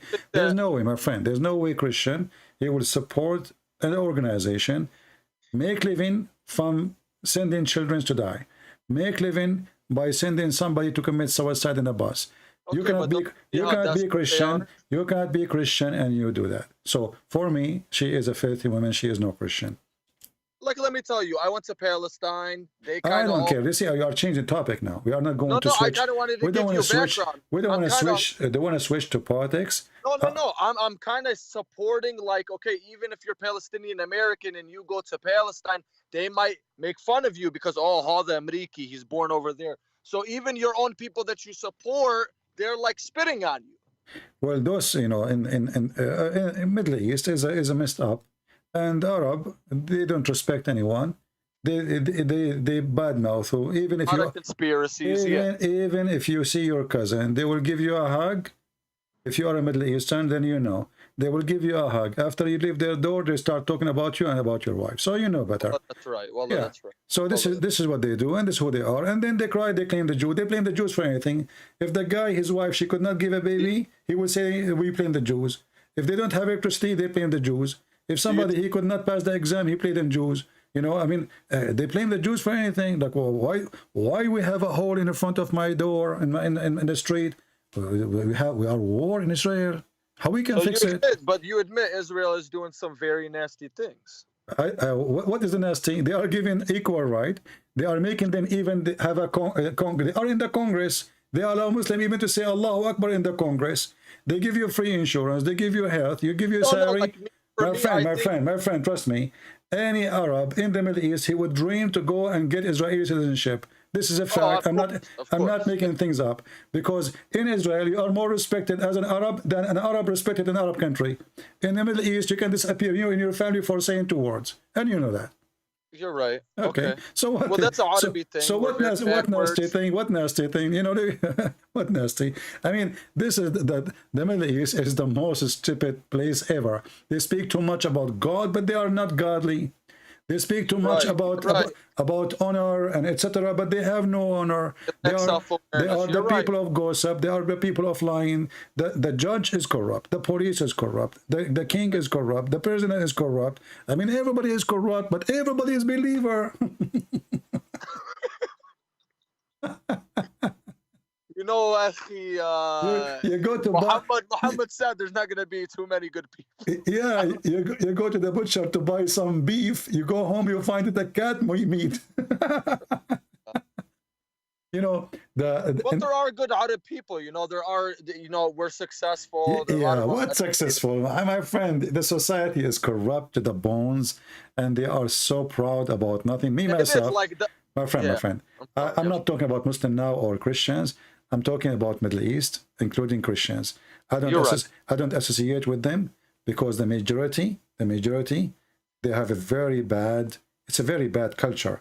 Gossiping, They hate each other. The cousin hate his cousin. The family hate a family. The sister, she speak about the kids of the other sister. I mean, Every girl's a it's sharmuta. like, without using bad words, every every disease in the world, you can find it there. In the same time, they are the most proud people ever. They are the decent. They are the honorable. Right. They are brother, we are the one who discovered electricity, really? Yes, and Shakespeare, his real name is Shakespeare. But okay, brother, okay, let's assume, and that's another point, if Muhammad was, okay, I don't want to really write that down. Okay, so like, I think a good video for you, because you break things down pretty good. I don't know if you saw Andrew Tate, the Christian kickboxer. He said Islam fixes a lot of things, and he's right. Yes, there's bad things, like negatives. What? Islam fix what? People say stupid things, my friend. Who cares what this kickboxer is? Let me kick his ass. What he said? Tell me. Islam fix what? Well, he is 4-time world kickboxing champion. Who cares? We can kick, because there's many ways to kick the ass. These days actually. He went viral for saying this, and I just think like. No. Tell me, Islam fix what? No, Islam fixes, the role of women, where Christianity... What role of women? Okay, exactly, how tell come me. we can wear a shirt that says Jesus is gay, but if you say that with Muhammad, I know you could say it's a bad thing because we shouldn't just go kill people, but like, how come people don't defend Jesus the way we love Muhammad? Okay, well, no, you see, you're not defending Muhammad. You are defending yourself because you feel you are insulted, and you cannot take it to see somebody... no, but I can't. That's why I'm on your channel. Listen. First of all, let's be sure. If Muhammad is a prophet of God, and he have a God to protect him, why you need to go and kill for him to defend his honor? If Jesus is God, why I need to go and defend Jesus? Nobody should be killed. Like, this is a problem. It says like they kill for apostasy in Islam, but really it's not in the Quran. You are switching topic. I ask you, the guy, he said Islam fixed many things. You did not give me anything. Islam fixed nothing. Islam is the problem. Islam is the problem. Your rule of women for what? Women, she is an object of sex in Islam. No. I want to give you the background of the video. He said that a lot of the problems that the Western world is facing now, Islam fixes it. Like what? Like women are just out there sexual. I mean, come on, brother. Okay. I will show you. I want you to look with me in YouTube. I will type only one word. This guy, whoever he is, he's an idiot. Kickboxing, Islam fix anything. So if we force women to not to wear a short skirt, that will make those women good. They will go and have sex behind the wall. So I will type here the word ma'laya. You know what ma'laya mean? I don't. Okay, I type the word ma'laya. Look, it says adult. You cannot see it because it's for, you have to be confirm that you are over 18. This is the Arab women wearing hijab. So this guy is a donkey, whoever he is. Islam fix nothing. People, they do, look, even sexual dance, women, they sleep in the top of each other in public. Women sleeping in the top of the other women, and all the sheikhs are around them. Look at this one. Women, they raise up their ass up in the sky, and everybody around is wearing hijab, and they are wearing hijab too. This guy is a certified idiot. Middle East is the land of prostitution. My friend, go to Turkey. Where's that at? It's on YouTube. I'm showing you on YouTube. I'm showing you. This is in the Middle East. That is very weird behavior. What weird behavior? What weird behavior? I think if we say which country is number one, hold on. If we say which country in the world is number one in belly dancing, give me the name of the country. I say America, baby. No, I say Egypt. I love America. I don't know. America is number one belly dancing? What since when? This is your Middle East, and this is the garbage and drugs. Morocco, Tunisia, Libya. I mean, come on, people, they speak stupidity. Well, maybe if America bomb our ignorant countries. So Islam did not fix anything. The women, she became more sexual object. In America, women, they are free to do as they want. So here, what kind of woman she is, because you think that's a bad thing? No, it's not bad thing. No, it's not bad thing. I will tell you why. Because when you force people to behave as you want them, obviously they are not behaving because you force them. Give them a Because they're- freedom. Take the freedom of USA and give it to those Arab, and you will see what will happen. Well, Just they do it. love them. No, they will go. They will go. You know, this is why Saudi or etc. They go in the airplane before they arrive. They go to the bathroom. They change their clothes. They wear short skirt. They don't even arrive to the airport in Europe. So give them freedom, then you will know them. So this guy, whoever he said that, he is stupid, because Islam is not fixing anything. Islam is a problem. If a woman walk in the street alone, she will be kidnapped. She need a guardian, because Islam made everything sexual. And the women, she became a sex toy. So don't tell me Islam fix. What fix? Can your sister walk safely alone in Egypt or in Hamas territory, and not 1,000 person touch her or speak faithy word to her? Can a woman go in the bus without being molested by 1,000 dogs? So what Islam fix anything? I saw those women. I saw the woman being killed in Jordan and Egypt. It makes me sick. The teacher in France, you know. Yeah, so you see, Islam, so you witness it yourself. So what this guy he said is stupid. He don't know what the Middle East is. So he say things. Most of those Western people, they speak about things they don't know. You know, we are from there. Now why? Okay, if Christianity is true, why didn't God just make? Okay, and I'm asking you this because Islam addresses this. Like Islam says, we sent messengers to all people. They took away from the message, etc. Right? If Christianity is true, why aren't we all just Christians? And maybe we all would have been different denominations of Christians, or we all been the same Christians. I don't know. But why? Why would God? Why? You see, you are. You know, I assume that you are a smart person. No, listen. I assume that you are a smart person, right? I'm above average. So what this have to do? What this have to do with why? Because simply, as long we give people a free will, and for us, there's no different Christianity. All the Christians, either they believe in Jesus as God or not. If you don't believe in him as God, you are no Christian. So there's different names of churches, but that will not change anything. Because simply, what about my friend Joseph Smith and the Latter-day This is not Saints? a Christian. This is just a stupid cult. This is like Muhammad. This is Muhammad. He had many wives too, and you know, and angels they came to him in the middle of the night. I don't think cults have 1.3 billion followers. I don't. So what? The bigger, the more stupid it is. So you see, if I will go with your logic, if a cult is 1.3, that will make it right. Well, that mean we are right, and we are the only right then, because we are the biggest faith. You are bigger than Islam. Okay. Yeah, I always think I always. But this is not right. This is not right to think this way. So if the whole world is smoke and I don't smoke, that's mean I am the wrong one. Okay, if you died and Muhammad was true, okay, and that, I guess that, well, yeah, that's a hypothetical thing. What did Jesus say? He was the last prophet. Jesus, why he will say is God, my friend. He did not say he's a prophet. He is God. So Jesus, he said that I will send you the Comforter, which is a spirit, which is the Spirit of God. He will not send us men. He will send us the Holy Spirit only. That's what Jesus will send. And his disciple, he sent them to teach. So God will be with us as a spirit. The disciple of Jesus, they will be with us as teachers. But they will not be anything else. They are the one who witnessed to him. They saw him. They learn from him. And they carry on the mission. Okay, well, think about it. Okay, how are Muslims so steadfast? You know, people being tortured in jail, and they're all so Satan's. Okay, this is from religions from Satan, right? Okay, how are we this strong? How are we keep? I know birth rates and whatever. I'm just trying to look at logic from where Muslims are. I don't know what are you talking about. How strong you are when you just said to me the Quran is stupid. I never said that. You said that to me. You said that to me. Let us go slowly. How strong we are, and I ask you, when Allah he said, "Hail coming down from mountains in heaven," is that smart? Their faith. No. Is that smart for Everybody in the world, you said no. No.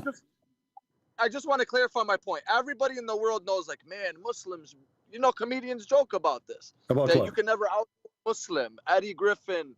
They all joke about it. But no, my friend, true. Muslims So are the most weak, can be defeated so easy for many reasons. Because number one, they betray each other. Number two, they are not united. Number three, they are not true believers. Number four, they are money seekers. All of those are your weakness. And since the time of Muhammad, everybody makes money. Look at the mega churches. No, my friend. Listen, you know how ISIS was defeated. How ISIS were defeated. How Saudi Arabia protected by USA. How all Islamic countries are under the command and the shoes of Joe Biden. This is the truth. Pakistan, the American, they want inside. Listen. So how you are? So how you say we are strong and we are etc. When you are under, when you live by their protection, what kind of a strength you have? No. Well, I mean our faith. I don't mean our strength. You don't have faith. As you see, I ask a few questions. Your faith flight away. What faith? You don't have faith. Well, I have well, you don't have faith. You just made fun of the Quran and you laugh at it. You forgot? Well, I'm not on my deen recently, brother. What? did you take hashish before you call me? Well, that's another subject. But my point, brother. Okay. So, my friend, you have no faith, you have no strength, you have no power, and you have no book, and you have no prophet, and you have no God. In the top of that, you have no religion, because all of you Muslims, and actually, if even your prophet, he says, my nation will be 73 sect. The Christian, there will be 71, 72. He says that, yeah. Yeah, so you Muslims are way divided more than others. Secondly, Muhammad, he lied here because his prophecy was true. This is false, because there is no 73 sect. There's millions. What 73 sect? How? Since when? Yes, because the Shia alone is more than 200 sect. The Shia alone. So how this what is? Do you mean, how you are, my friend? The Sunni are many sects, and the Shia are tons of sects. So how this is? How this is end with 70? Okay, I want you to count for me. No. What is Ismailiyah? You don't know what are you talking about? Even the Shia, the Ithna Ashariya, the 12, they have tons of sect. Even the Muslim Sunni, they have millions of sect. Go and read. You know, there's tons, millions. Nobody even knows how many. I can't even count them. No, but there's the schools like there's the Maturidi. No. You see, this is sect still. This is still those sect. Are schools of thought. That's what I'm saying. No. This is a sect, because when you have different idea, different belief in what your brother believe, especially explaining the Quran, that's mean you are a sect. You see. What about the Jews? Why don't the Jews? Listen. Who care about this? You see, you are going left and right. You mentioned that nobody can overcome them. You said nobody can overcome Muslims. Muslims are very easy to defeat. They have even no protection, like military. Even your money is not to be trusted in their banks. You put it in the banks of the American. So how you can be? Because they're hypocrites. That's because this is not because they are hypocrites. That's because you don't trust Arab. No. Saudi Arabia, those filthy dogs. Muslims, no. Muslims don't trust Muslims. You know that. You know, I can. When I used to go to a Muslim, he is like in my school. I go to his house. When I go to his house, I sit with his sisters and his mother, and they are wearing short skirt. They don't hide from me. The second, another kid, our age, we are like in a high school, another Muslim, he knock at the door. Right away, the sisters hide, and the mother hide. They don't trust a Muslim. A Muslim don't trust a Muslim, and you know that. Don't lie to yourself. They trust Christians. So in the Middle East, you Muslim, you trust us. You can send your wife. You can send your wife to our house, and you are not worried. But you cannot send your wife alone to a house of a Muslim, and you know that. So you Muslims, the worm ate you from inside. It's a tree from outside, but there is no trunk. It's eaten by worm, and it's eaten by worm since the time of Muhammad. This is why all the caliphate were killed by Muslims. This is why all the family of Muhammad were killed by Muslims. That is very true. Because this is. They were half-hearted, brother. They were hypocrites because they knew Muhammad. Those are the companion of your prophet. So you just said something very important. The companion of Muhammad. I don't like them. That's why I got away. I got an argument before, brother. Listen exactly. Listen what you just said. They are a hypocrite. Who? The companion of Muhammad, the caliphate of Muhammad. So if those are the best of Muslims are hypocrite, what kind of a prophet he is? Tell me your friends. Who is your friends? I will tell you who you are. So if your friends are a bunch of gang and hypocrite, That means Muhammad is hypocrite too. Yeah, but the Shia believe that he knew I it. don't care and, what the you know, Shia believe. No, you don't jump to the Shia. The Shia is different level of No, because I madness. believe certain things like they say. Well, I gotta say about the Shia, they say certain things that the Sunni tries to hide. Exactly. Well, this is because So the I respect them for that. I just, you know. but we not to change anything. That Shia is is a stupid sect, the same as the Sunni. Who care? Okay, so what about the? Okay, yeah, we don't need to go. I know, and I like the way why I'm bringing up so many topics, brother, is because I have a lot of different points and different stuff, but I think it's all connecting very well. I think hopefully you're. Yeah. So now, as long as you agree with me that Muhammad and his companion, they are hypocrite, the Quran is a stupid book. So why you don't say loud and clear that you are out of Islam?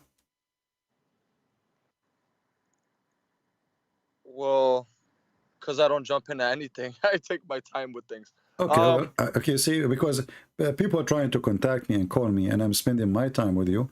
I gave you enough reasoning, and you agree with them, and still you don't want to give me an answer. So why want to continue the conversation? I guess my answer is no. That was not the purpose of my phone call. My purpose of the phone call was. But what? No, you agreed that the Quran is stupid, and now you are saying you are still a Muslim. No. Yeah, I'm saying you backed me into that because you brought up one thing that I actually never even read. I'll say this. Well, I don't care. I showed you. I'm not scared of anybody, bro. My friend, I don't care if you are scared. My real name on the Skype. This is your business. I'm asking you. When I said that Allah, He sent hail from mountains in heaven, is that smart or stupid? What you said to me, remind me. Why is that? But that's the thing, brother, and you even know. Because remind me what you said. I said, is it smart or stupid? What you said? I don't know about that. I don't. Said, such a vague. I said, is it smart? You said no. But I don't. It's kind of like It's like, what kind of question is that? What do you mean? What kind of question? It's a question. Like, was Abraham sacrificing his son? This is not a stupid. This is a story, can be true, and you can believe it or you cannot believe it. It's your business. But here we are talking about. This is we are talking about something. But this is not about Abraham. This is about something we see around us every day. Is it true that hail is coming from mountains in the sky? Yes or no? I don't believe that to be true, but I'm not going to mock. Then, okay, that's me. I don't want to mock. Okay, my friend, you're wasting my time. Sorry, I can't continue with you. So you just said, I don't believe this is to be true. So you don't believe the Quran to be true. And yet you don't want to say, I'm out of Islam. No. So why you are calling me? You agree that this is going to be true. He sent down out of heaven a mountain. Where is the actually translation is false. It says he sent down hail out of mountains, not mountain hail. I think this guy is using Google Translation. So don't waste my time. There's no way God can say stupid things. He's God. So if he says stupid things, he's a stupid God. As simple as that. You are all over the place, you know. We are, you know, a kickboxer guy. He said, who cares? They are stupid. That's why he's a kickboxer. If you have a brain, he will not be doing the business of kickboxer. I hear do kickboxing every day. I don't use my foot. People who have no brain. Who is the best kickboxer in the world? The donkey. Did you try his head? If he kick you, you are done. Most likely you would have broken ribs, or your stomach would become to pieces. So, a kickboxer, he says Islam fix problems. We will take things from kickboxer now. What kickboxer? Here we kick Allah every day. We ride him, we mule him, we feed him, we bust him, and then at the end he said thank you. Yeah, I mean, people are really, they kickboxer. So what if it's a kickboxer? What if I can beat everybody? So does that make me smart? You know, in this world, a child, he have a gun, he can shoot you even if you are, you know, 10 meters tall. The old days is over about, you know, how big you are. A kid can, no, No, don't call me, please. Don't call me. Don't force me to block you. You know, and we are in a world where a woman, you know, a child can take a David by a rock. He took a giant. He's just a kid. David the kid. He took a giant by a rock. He's not a kickboxer hero. People, they won wars and victory by using their brain, not by kicking. Muslims, they are still kicking. You will see a Muslim, he think he got a Kalashnikov, he think he controlled the world.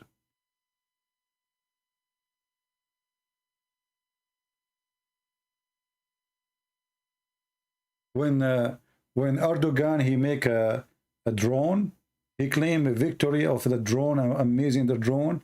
The chip is made in Israel. The GPS is American. The engine is from China. And they made a drone. Well, it's made in Turkey.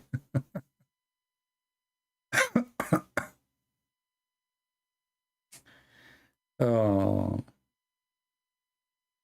Anyway.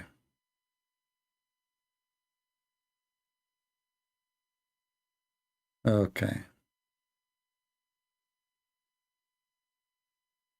Let us see this person here trying to call us.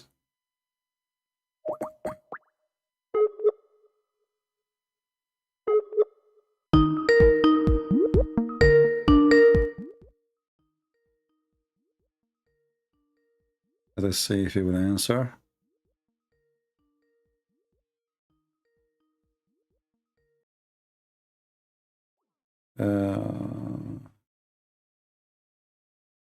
Oh, sorry, you are calling him this guy. Maybe he is asleep now. I think this is an old call. This is not from today. Yeah, so, you know, maybe he is... oh, he's calling back. Hello? Sorry, did I wake you up? No, I was actually awake. Oh, okay, because after I call you, I said, oh, this guy is, you know, in Europe, so maybe he is asleep, you know, so I decided to hang up on you. My friend, what do you want to say to us? You are a Muslim? Actually, yes. Can I, there's actually a lot of things I want to talk to you about, actually, but I don't want to take up too much of your time. No problem. Okay. Can we, I'm going to open up YouTube. You're using the Arabian Prophet, right? Is that yes. right? Yeah. Okay. Can I just discuss with you about some of your views about Islam, and maybe we can come to an understanding, let's say? No problem. Okay. Go ahead. Okay. So I want to talk to you about the character Muhammad. You said about the character? Yeah, you know. Yeah, what about it? Go ahead. Okay, in Islam we believe that Muhammad is the best of example, as you know, the best of person, etc. What make a person the best? Give me the standard. Oh, good question. So I would say a good person, or the best of person, from what I've been taught, the Prophet, for example, was generous with his wealth, generous with his time, extremely generous. I mean, he was giving his money to the poor. He was always in defense of the poor, you know, and the weak. What else is there? I mean, his whole mission was for the poor, right? So this is what. Okay, let me ask you: if a man he want to marry a woman, and then they agree, they are going to make the father of the woman drunk because he refused to marry her to him, and then when he drunk, they change his clothing. And when he woke up, they told him, he said, why I'm wearing those clothes? Khadija, she said, oh, because you married me, yes, last night to Muhammad. He said, no, I did not. She said, do you want me to tell the people of Quraysh what happened? Aren't you going to be ashamed of yourself? Is that the one you are talking about? Yes. No. Look, we had a discussion before, and I brought this topic up with one of these scholars. So I traveled to the Middle East, spoken to a scholar about it. I believe you also provided me some references as well. Okay. So is that a good person or is a bad person? A person he used alcohol, him and his wife, which is not his wife really, because his marriage was not real. It was a fraud, because the father did not marry her. You know, it was a fraud. So the person who his first thing in his life started based on a fraud, how he is the trustworthy? And you know, you said I gave you the reference, so I do not need to give you the reference again. What about Muhammad? He go to the house of his own son, wife, and he flirt with the wife when she was alone. Is that the trustworthy, the high standard you like for your family? Be honest with me. I'm not trying to make fun of your family or your father. If your father come to your house, and he flirt with your wife, what you will do? Well, that's not good, of course, right? So was he, Muhammad, a good person?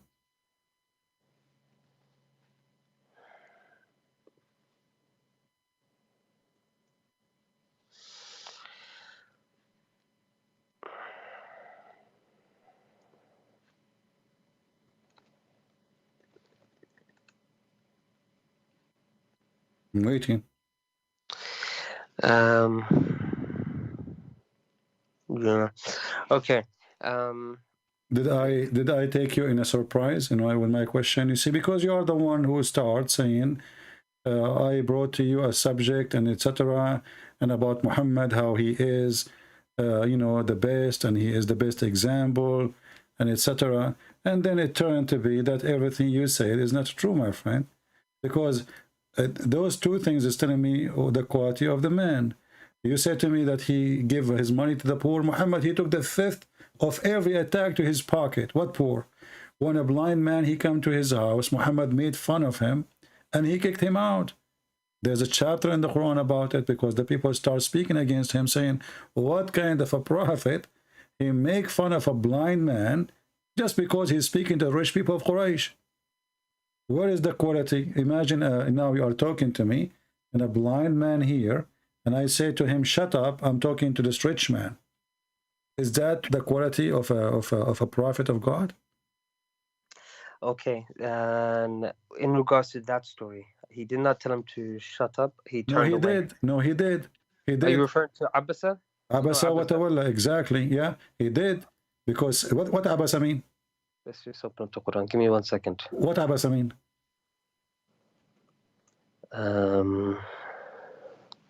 You speak Arabic, right? No, not so much. Okay. Chapter 80, verse number 1. Yeah, I'm just opening that up now. Okay. Sorry, give me 1 second. We got the Abasa here. Okay. Yeah, he frowned and turned his attention away. Okay, what frown mean? And turn his way? What does that mean? Frowned. So you know how you can have a smile, You but gave, then the no, opposite of he smile. gave him a face, right? Yeah, like you're upset. Okay, exactly. So shut up can be by saying the word. Can be saying, you know, like, you know, looking at you in a very angry way, you know. So and remember, this guy, you know, he's blind, right? Yeah. So he don't see even what he's doing now. Correct? Okay.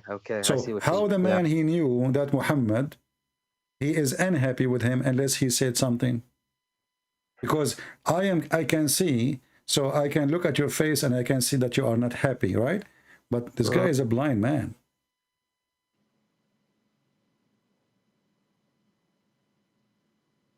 When the blind man came to Jesus, he said to Jesus, I want to see Lord. He's a blind man, poor and homeless, you know. And this is Jesus himself, walking in the street. Hundreds and thousands of people want to talk to him, asking for things to do. What Jesus did, he made him see. As simple as that. Here, we have a guy is not asking Muhammad to make him see. He just want to learn about Islam. Imagine now, a person, he want to call me, and I'm talking to you, and he called me baby before you. I hang up on him and says, get lost, you are a blind man, you are poor. And even the interpretation says, Muhammad was afraid that the rich people of Quraysh will say, look who is coming to his house. Is that correct? Oh, I don't know this. I really don't. You can open the interpretation and you will see it says that Muhammad, he was worried that the people of Quraysh, who are the rich, the leaders, they will say, look who is the followers of this man. So if we go to chapter 80, and I will show you the interpretation. Ibn Kathir, is that what you're using? This is a website. It has Ibn Kathir in English, in Arabic, sorry. But if you want Ibn Kathir, we can go to Ibn Kathir, no problem. But there is a book, it's called Asbab al-Nuzul, actually. Yeah. Which is better, because this is to give you the reason for the verse to come down. Yeah. We are waiting for the page to open. Here we go. So here it says, here is giving you all the story about what happened supposedly. And then Ibn Maktoum, he stood up and he said, oh, Messenger of Allah, teach me of which Allah has taught you. The guy, he did not do anything wrong, you know? Correct? Okay. And from his narration and authority of Ibn Abbas, that he said, oh, sorry. Changed it. So this man, he did not speak in an impolite way, right? He's speaking to him as a messenger of God, which means he's a follower. The others are not. Which one is more important? So, and as long he is asking about Allah, this is opportunity for Muhammad to answer him. In the same time, they can listen, right? Yeah. He's not asking about, like, you know, what we will eat, you know. So why he will be upset? And he repeat his request. And remember, this guy is a blind man. And then it says, look here. He said, the prophet, he said to himself, the chief will say, his followers consist of only the blind, lowly people and slaves. Did you see it? Yeah. Okay. Give me 1 second. Let me just read this what we can see here, so we don't miss anything. Okay. Right. So it says this refers to Maktoum. The letter went to the Prophet Muhammad and gave him peace while okay. Right. Why Muhammad is worried about that he have poor people, they are his followers? Why it matter if they are rich or poor? Why does it matter? Yeah. Well, you have to remember it actually does matter, first of all. Why? Right? Okay, so for example, if you went to Saudi Arabia and you went and preached Christianity, you know that right now it's illegal, right? Okay. But let's say that you managed to convert one of the prince to Christianity. You will be in a much better position to keep on going as opposed to converting a blind person in the street. But remember, is it right? No, this is not right, because simply, first of all, Muhammad is not in a society which forbid him from teaching. As you know, the Arab, they have 360 gods around the Kaaba, correct? Which means they are really very tolerant to other belief. And this is a proof that all what Muslims say is about how intolerant they are, it's a lie. It was Muhammad is intolerant to them, not the opposite. Because the Arab, as you see, they have all those gods around the Kaaba, and nobody kill anyone. Nobody kill anybody. Everybody worship his God, and everybody's fine. So Muhammad here, he have a freedom to teach, and nobody oppress him. And now he is speaking to the leaders, and they are coming to his house. Correct? Yeah. And the question is about God. So in any way, Muhammad, for him, it's an opportunity to teach about his God. Somebody opened the topic. Thank you for opening the topic. Let us teach you about God. Isn't this is what he want to do? But look what he thought. He thought, oh, he didn't say, I want to convert the chief. He said to himself, look, look, look, look. Now they will say, the only one who follow him, They are the blind, the lowly, and the slaves. So Muhammad is the one who looked down at the Muslims, not the chief. In fact, the chief, they are the one who will start wondering why he's doing that. And this is why he made this verse, because they were talking about what kind of a prophet he do such a thing. Why he do that? Muhammad's second day, he starts saying, oh, he heard the news about, they are talking about how bad he is, that he, you know, gave a face to a blind poor man. He was not the decent, ethical prophet of God. He was the opposite. He cared for the rich. He don't care for the poor. And you said something very important, that because if you convert a prince, it's better than converting a poor. That is satanic.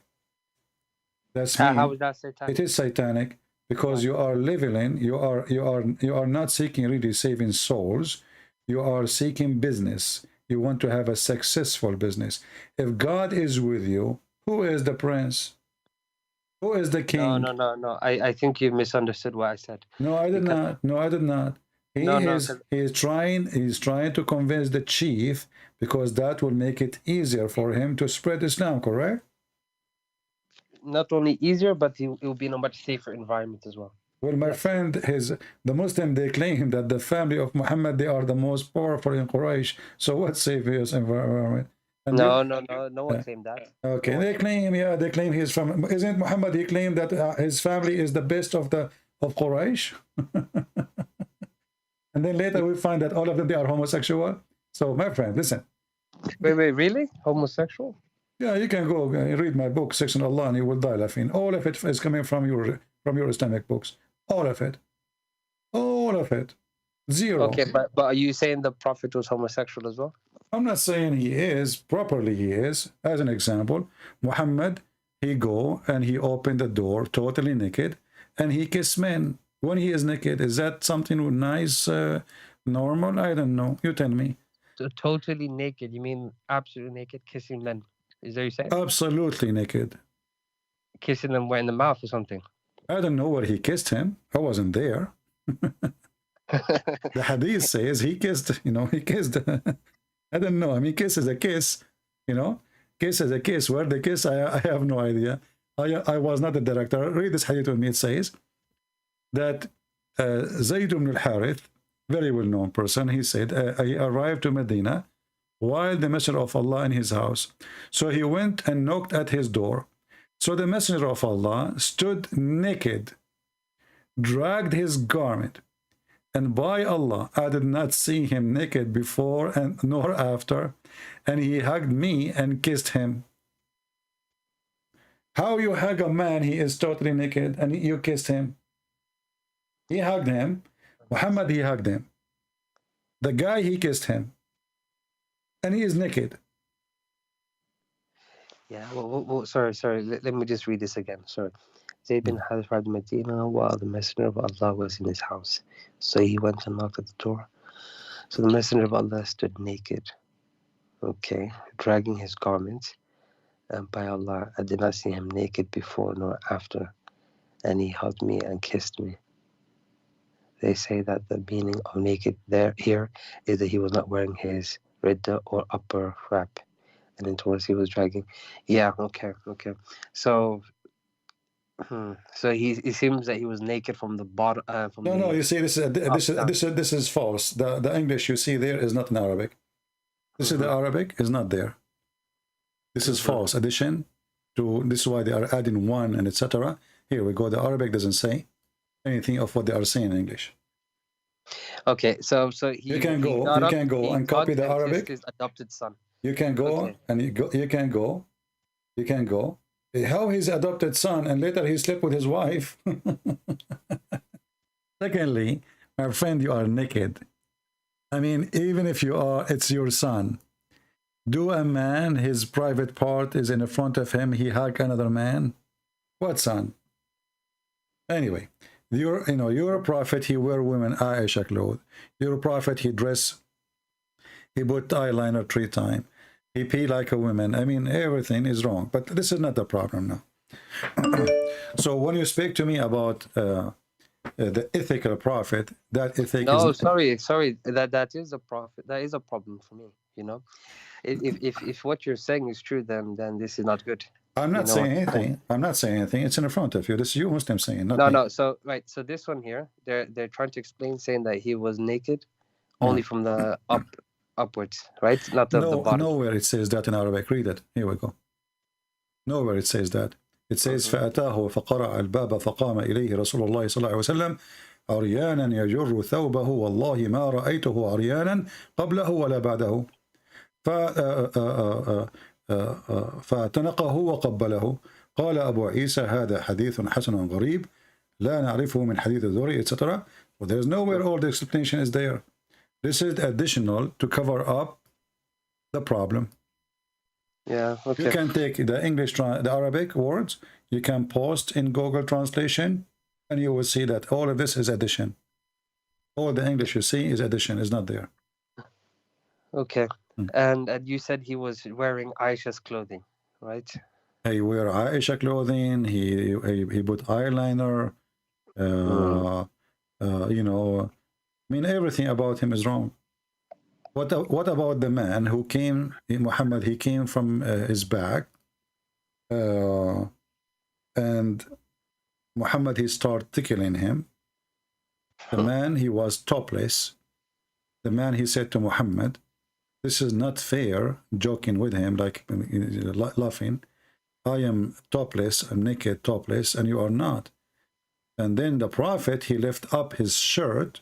So now both of them, they are topless. And the guy now, he hold him, he put his back on him, and, you know, he kissed his stomach? He embraced him, and he began to kiss his side. No, but it wasn't tickling. The prophet accidentally hit him with a stick, right? No. Read it. Oh, you have it open here. Read it. It says here, okay. The man of Ansar said that while he was given to jesting and talking to the people and making them laugh, the prophet poked him under the rib with a stick. See, it's not a mistake. He poked him. He said, let me take retaliation. He said, take retaliation. He said, you were wearing a shirt, but I am not. The prophet then raised his shirt, and the man embraced and began to kiss his side. Okay. Then he said, this is what I wanted, messenger. Okay. Right. This is weird. Yeah, I don't know why he's poking people with sticks, and I don't know why people are kissing his stomach. That's strange. Or his side. He embraced him, and the prophet, he left up his shirt. So now both of them, they are naked in the top. Yeah, and he kissed his side, so he was on his knees. Kashhahu is even down his side, not the side, down, like down from the side, like, you know, the where your waist is. This is where the kashhahu, under the belly. Yeah, the hip area, right? Does it sound like a prophet of God, or two lousy people? Maybe, I mean, maybe they are not, you know, doing something, you know, purposely wrong, but yeah. All, as they say, all roads take you to Rome. So all details is taking us in one direction. Okay, I also heard you mention. So what is holding you to be a Muslim, my friend?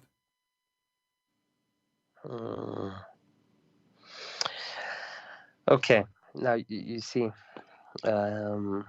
since we last spoke, it was a couple months ago. Right? I forgot, you know, really, remind me of yourself. Okay. No, I see, fine. actually, I just noticed a text from you, but I didn't know if this is, it's like, is that an old please don't text? mention my name. Please don't mention it. Just call me. I will not mention your name, but you spoke to me before, as I understand, right?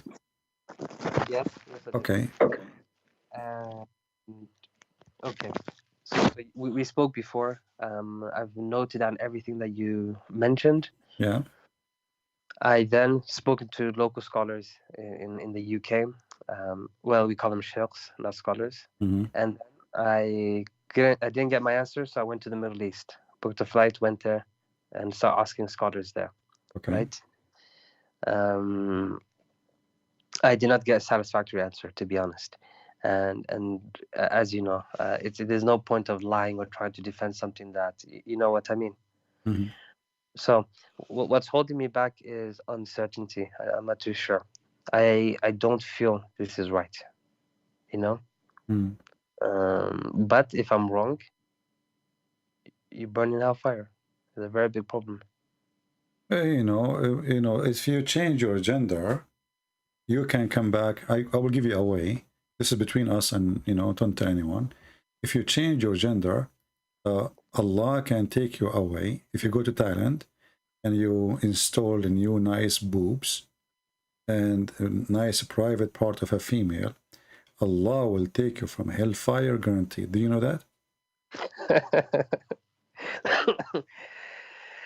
No. Okay.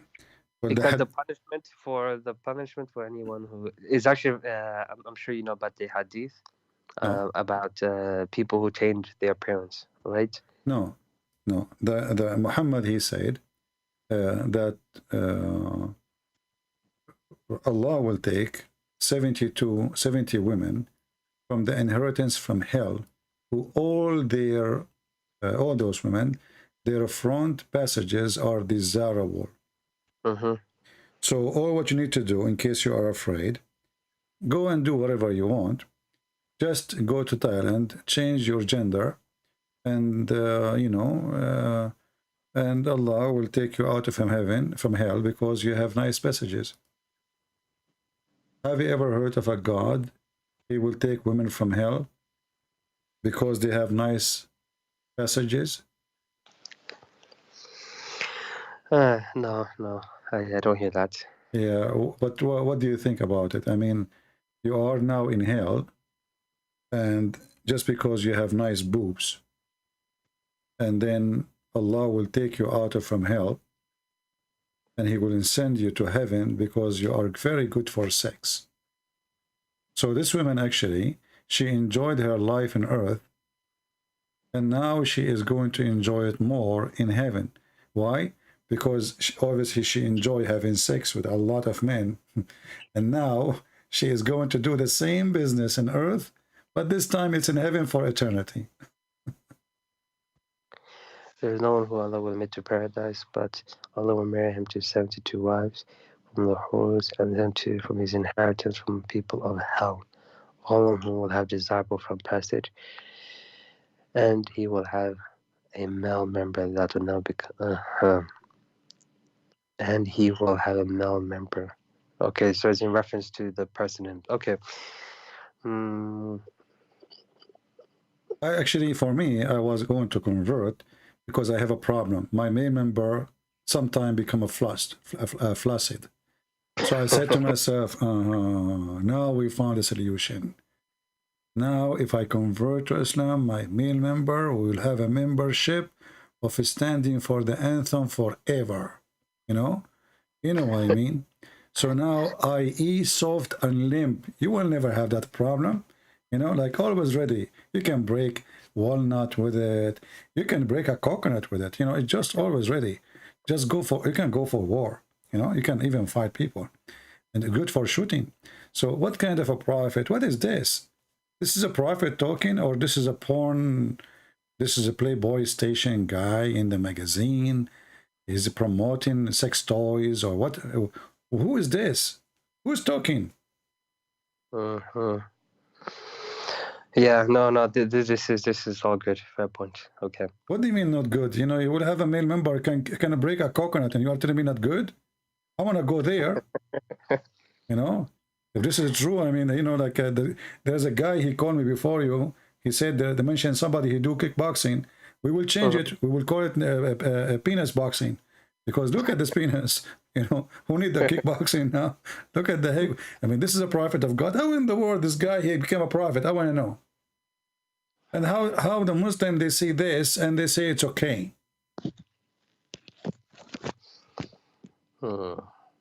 Okay. Now, right. Let me take one step back. Okay, but be careful, you know, because don't step on it, because now it is so strong, you know. The male member is all over the place. Watch where you step on. Okay, what you want to step where? No, because look at this. You guys are the people of the book, right? The Christians, as the Quran says, and we're supposed to consult you guys. Well, the Prophet was told to consult you guys, right? When he has doubts. Okay. Okay. Now, please, can you show me or tell me in your book what the signs of a false prophet? You know, I'm sure your prophet or your gods told you this. Very easy. If he speak in the name of other God, or he gave false prophecy, and Muhammad, he did both. If he what about other gods? What? If he prophesy in the name of other God, which means a false God, and that is Allah, or if he gave false prophecies, Muhammad, he did both. He spoke in the name of a false God. His name is Allah, and he gave tons of false prophecies. Actually, all his prophecies are false. As an example, Muhammad, he claimed that the Roman, they are going to be the majority of mankind before the day, before the judgment day. So, and if you go to Italy now, you will know that they have a problem. But why are you talking about Italy? I don't understand. Roman. Yes, but even in the time of the Prophet, you know, he was born in the year 500. Yeah. Rome was already taken over by the Goths. And the Roman Empire was in Constantinople. No, this is the divided Rome, but this is the Roman is in Rome. Roman is coming from the Rome, you know, the Roman is Rome. The Constantinia is the separated kingdom because they divided between Orthodox and Catholic. But no, they divided by East and West, but East they were West, always but they were always the two sons of the king. They fight over the throne, and then it became two kingdoms, and it's still this same. But when you say Rome, when you say the Roman, you say all those who belong to Rome. Yes, all Roman citizens, right? And you know, even people back in those days, people in North Africa, in Egypt, were Roman citizens, right? But no, only the Roman are Roman citizen, the rest are not. There's only a few people from the rich ones, they've been given like the honor to be called a Roman citizen. But reality is the Roman is the Roman. It's like now, in USA, I am an American citizen, but I am not a native American. Is that correct? Yes, but if I say to you that one day America will be the majority, in America, you're considered American. So you are part of this group. Okay, so when we speak about the Roman are, at that time of Muhammad, they are a state, are they? Yes, because of even in the Quran in Surah Rum. Okay, what is the Roman state today?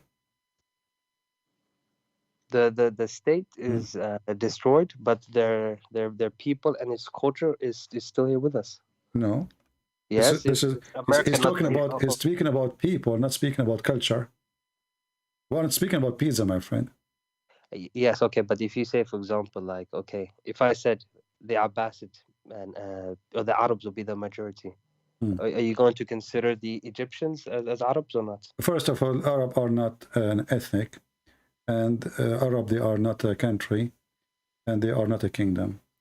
When you say the Roman, everybody knows, understand very well. Who is the Roman? He said a room. A room. A room. It's not. There's a chapter in the Quran. It's called the chapter of the room. He says, "Ghulibat huzimat al-Rum." So the room is the one who were fighting the Persian. Those are the room. Do you agree? Yes, and who were they? Who were those people? They were not from Italy. Who is their king?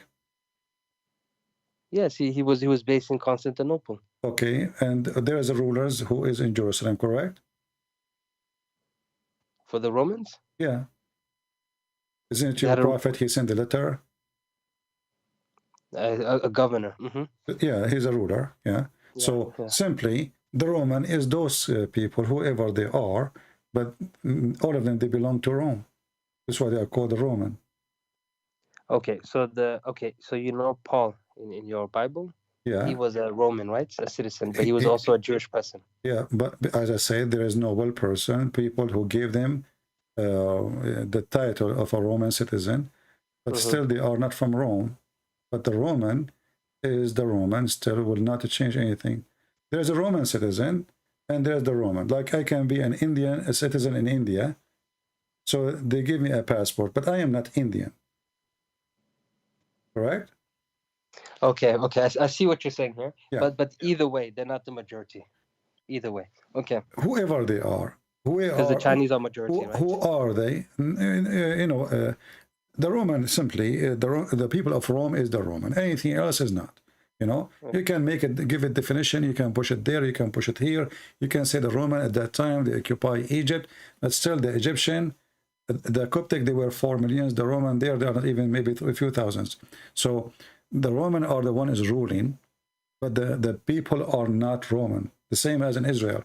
The Roman are ruling, you know, a couple of hundreds of soldiers controlling the city, but the population are Jews, correct? Mm-hmm. Okay, so we cannot say that the Israel, everybody there was a Roman, but there is some, they are considered as a Roman citizen, and those are from the noble, or those who they are serving in the military as officers. So here we see that Muhammad, he says, the Roman will form the majority among the people. When he spoke about the people, he mean all mankind, correct?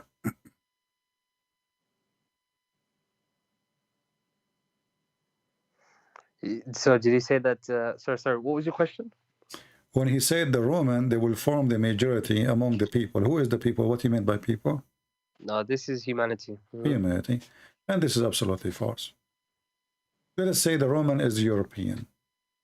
All of Europe together is not even 400 million. Just to make it like, to give it the spice. But all of us, we know that even Italy, they have a big problem with population because people are not getting married. There's a huge number of old people. And the younger one is way less than the one who's dying. So if this country continues like this, maybe in 60, 70 years, Italy will disappear as a population.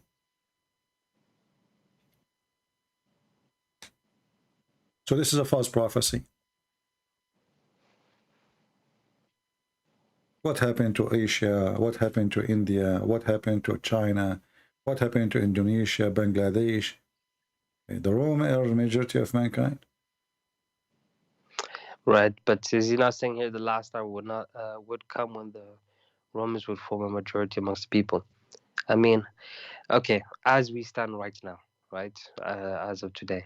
He said it's clearly not true. The Right day now, will it's not come. The day will come. This is what will happen. When the day comes, the Roman will be majority. Yeah, but anything can happen. Look, I'm not saying that. I'm not going to tell you that this is correct now, because now the Chinese are the majority, right? And then the Indians. But you see, when your prophet, he mentioned the judgment day. He spoke about the judgment day to happen very soon. The previous one who called me, he mentioned the hadith where it says, he said to a youth person, this person will not grow to get old before the hour come. The Muslim, they try to fix it. They says, oh, he don't mean the hour, the judgment day. He meant their hour. That's false. What their hour? There's no hour come to anyone. There's 1 hour. The hour of the second you say the Sa'ah, everyone understand that it is the judgment day. So Muhammad, he gave tons of false prophecies. And if you don't want to believe in, I mean, to consider those, the Quran itself, we just ask the person before you, do you agree with the hail coming from mountains in heaven? I will give you the same question. Because this is a prophecy too. If I'm a prophet claiming that I know, and my God, he taught me, and then I say that hail is coming from mountains in heaven, that is a claim of a prophet, not a claim of a person speaking about guessing, right? He's not guessing. He's speaking about facts. Is that correct? yeah, okay, I know the verse you're referring to. Okay, so if this prophet, he is making a statement, and this statement is obviously silly, stupid, then he's not a prophet. This is a prophecy, because simply he's talking about something at that time people do not know. So he is telling them something. The reason he's mentioning this, why? Because supposedly he is delivering information from God, right? And this information is at the unseen. It's something we don't see how it works, how it happened. So he is telling you about the unseen, and the unseen, you know, saying, or the God who is telling us about the unseen, there is hail coming from mountains in heaven. Allah break it from those mountains, send it down.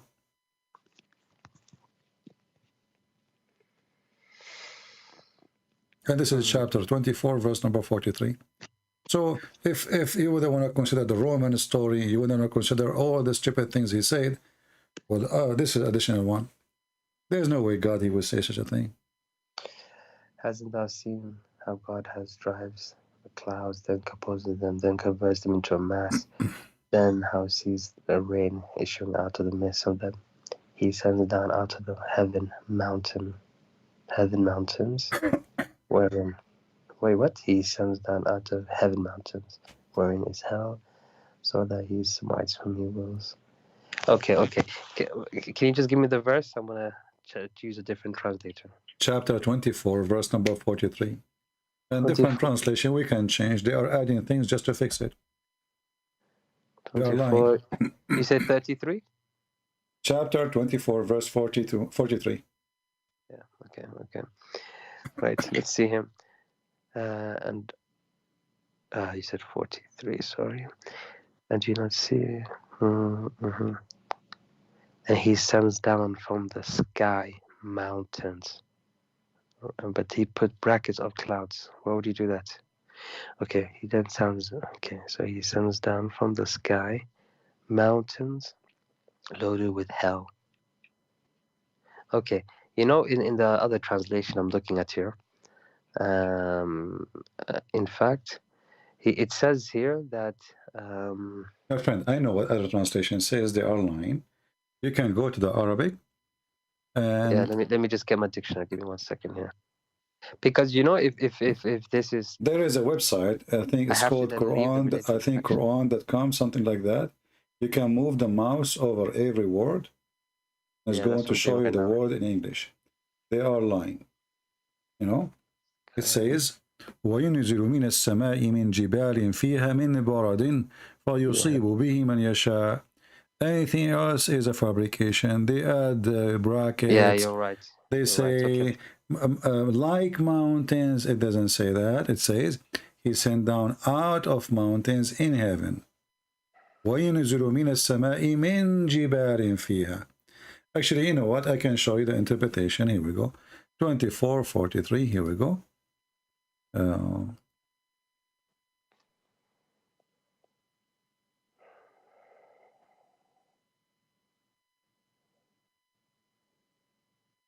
No, I've checked it on my side. You're right. Okay.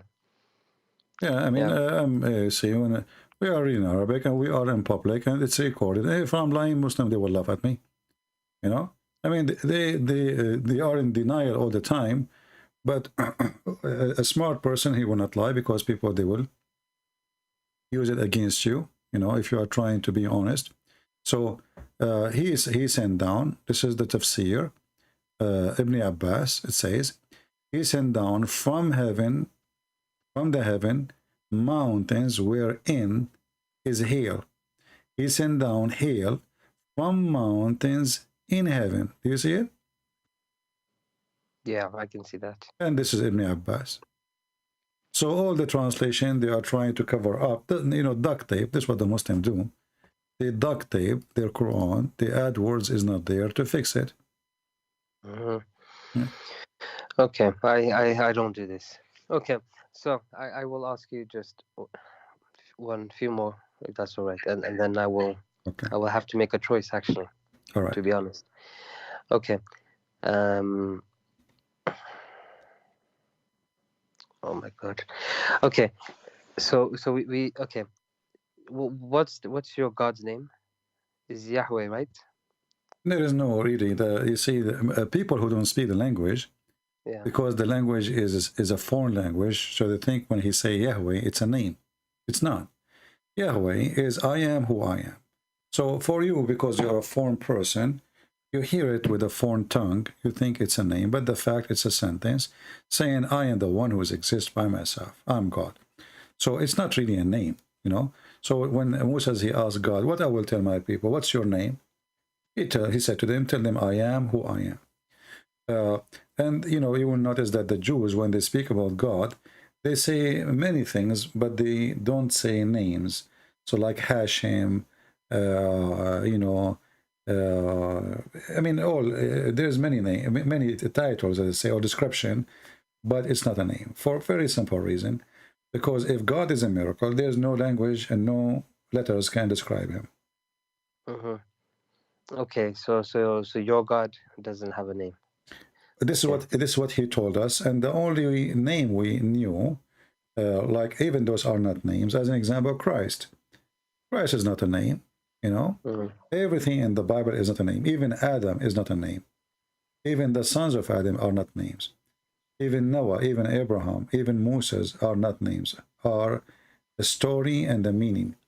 And you will notice that everyone giving what is so-called name, so we can recognize them with it, based on his story. So that's very interesting. So are you saying that these people are not real, and it's just trying to be like I'm saying a bigger story? No, I'm saying that every name is given for a reason. This is a very carefully book. You know, names are not given.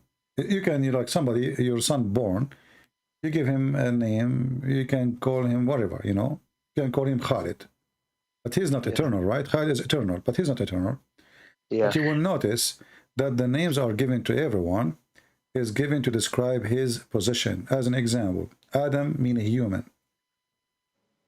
Adam means human. And later become a word mean man. But God, he called Adam and Eve, called them Adam, you know, human. So it's giving that name because he was the first human. And then Abraham, the one who crossed the river, Abraham, the one who crossed to the other side.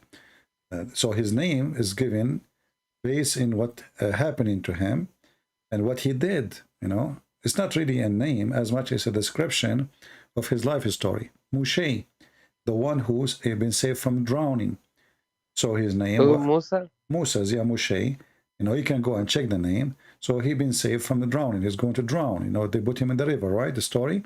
So yeah. So every person was given. Sorry, just a quick thing on that. So are you saying if I was there at that time, I would not have known him as Musa, but maybe something else? Is that right? It's Moshe, not Moses. Sorry, Moses is an Arabic Moshe. name.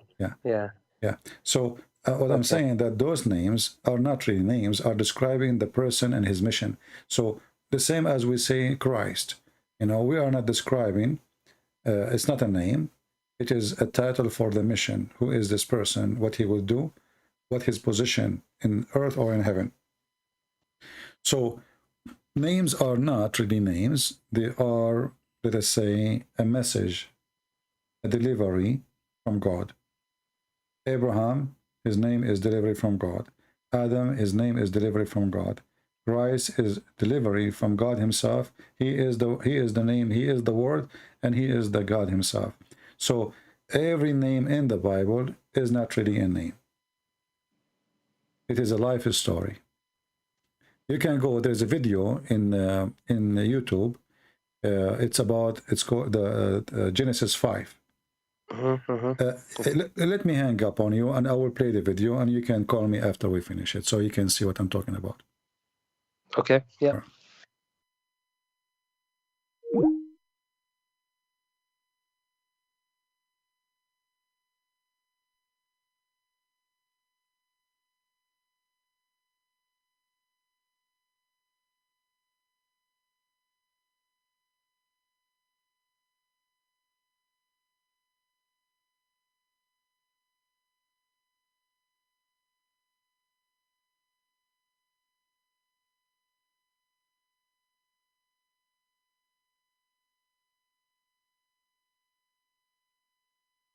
All right.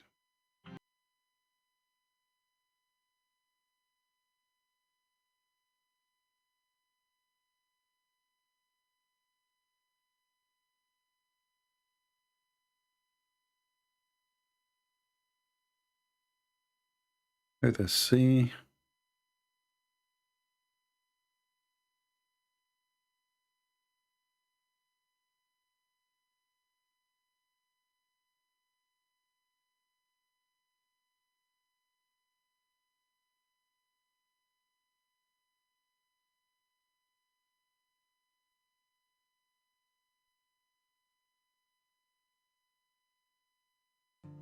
There's another place that God appears to have laid out his plan in advance, and that's in some subtleties, and one of which I'd like to share with you in Genesis chapter 5, a genealogy.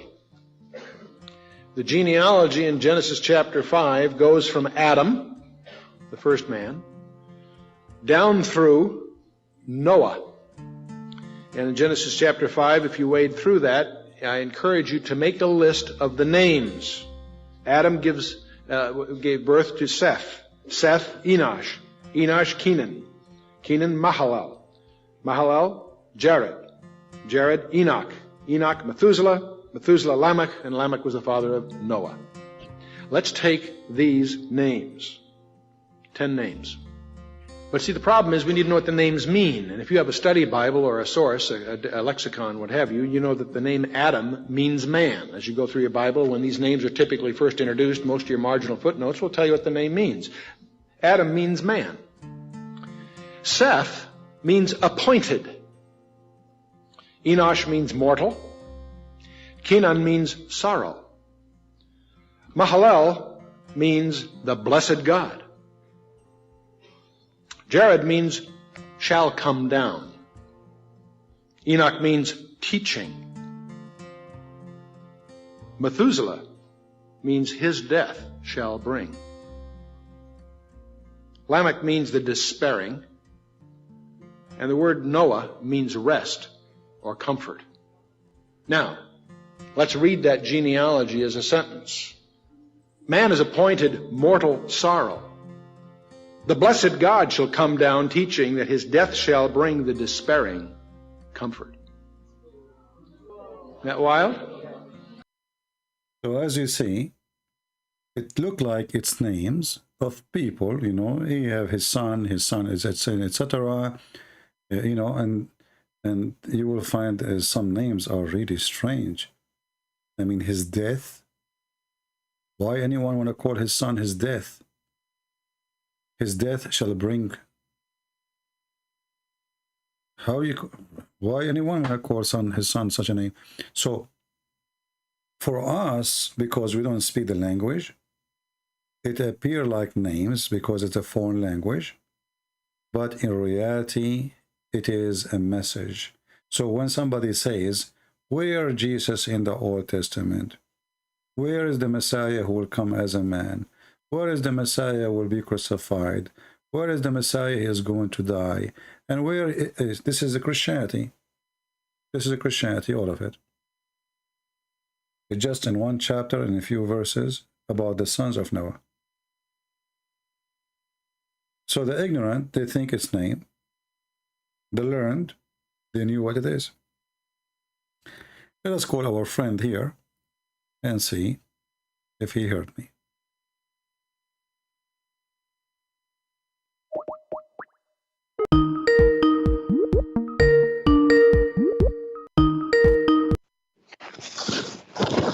Yeah, hello.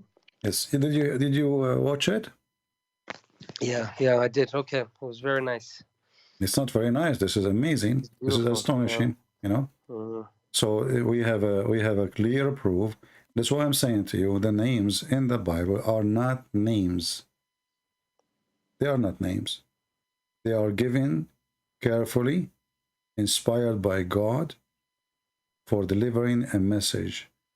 So this is not a book to talk about the ant speaking to Solomon or Solomon listening to the ant and all those, you know, silly stories.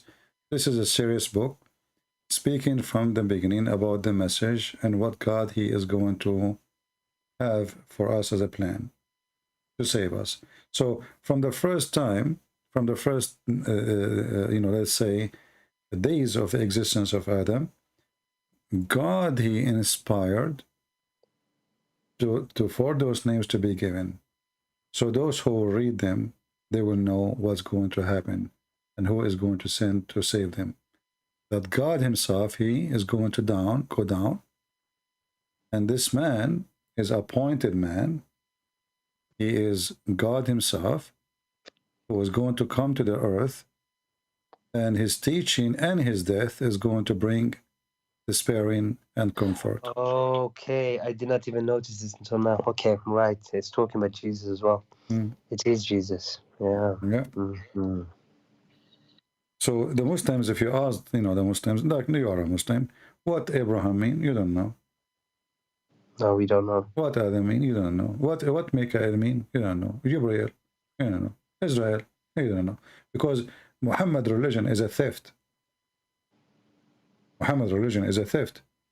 If you remember, there's a video of Didat, and he was making fun of the Bible speaking about Israel or Jacob struggling with the angel of God or with God himself. And he says, what kind of a book he says that?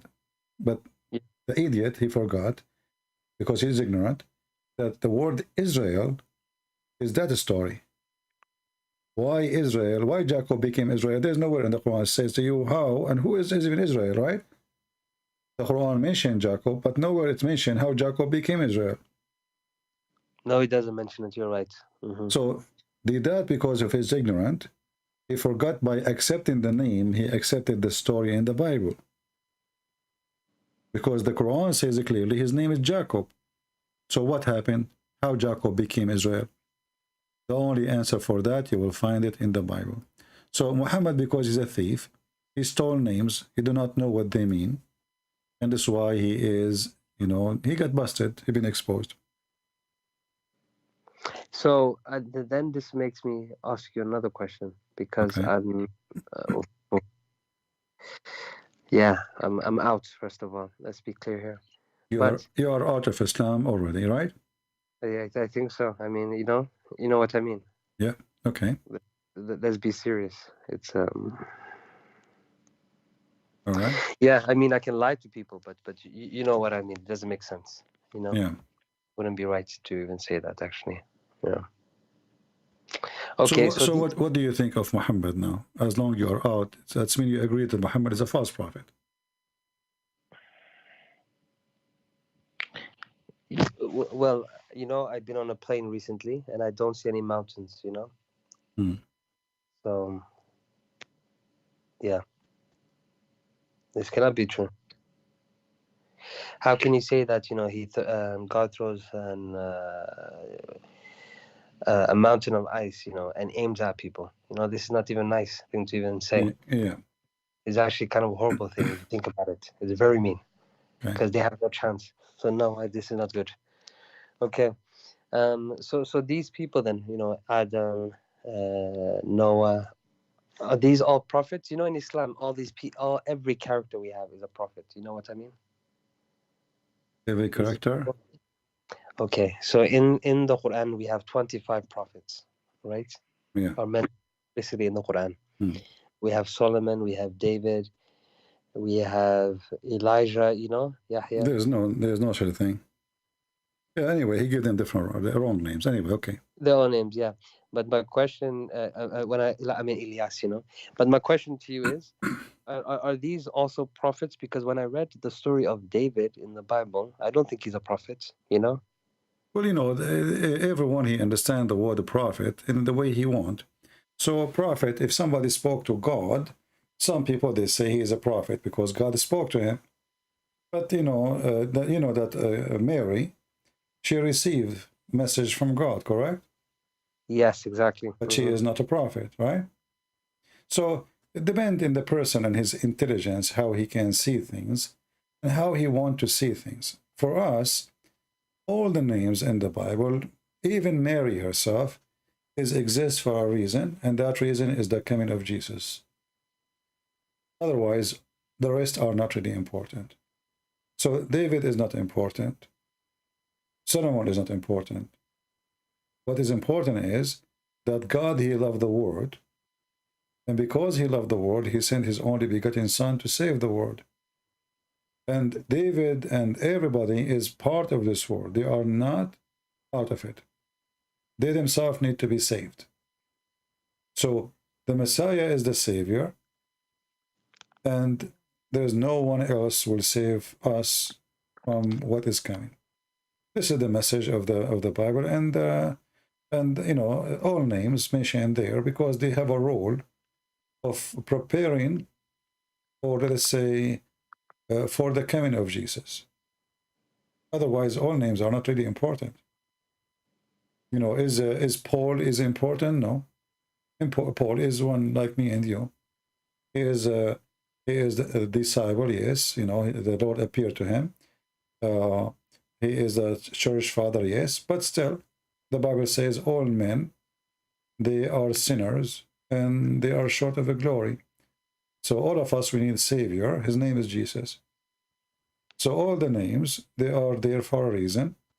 And this reason is that, you know, that God will come on this earth to save us.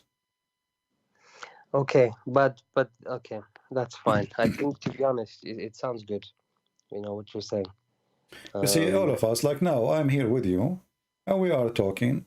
Why I want to waste my time and you waste your time? What about you go and watch a movie, I go watch a movie? What do you think? You know? So we are here for a reason. And based on your interest, the reason exists. So the one who have interest in something, he will be where he is interested. That's why, you know, the Bible says, like, you know, where is your treasure, your heart will be. So if your treasure is gold, your heart will be with your gold. If your treasure is God, your heart will be with God. If your treasure is sex, your treasure will be with sex. So where is your treasure, you will find yourself. So everybody, every human being, he have his own interest. And your interest is who you are.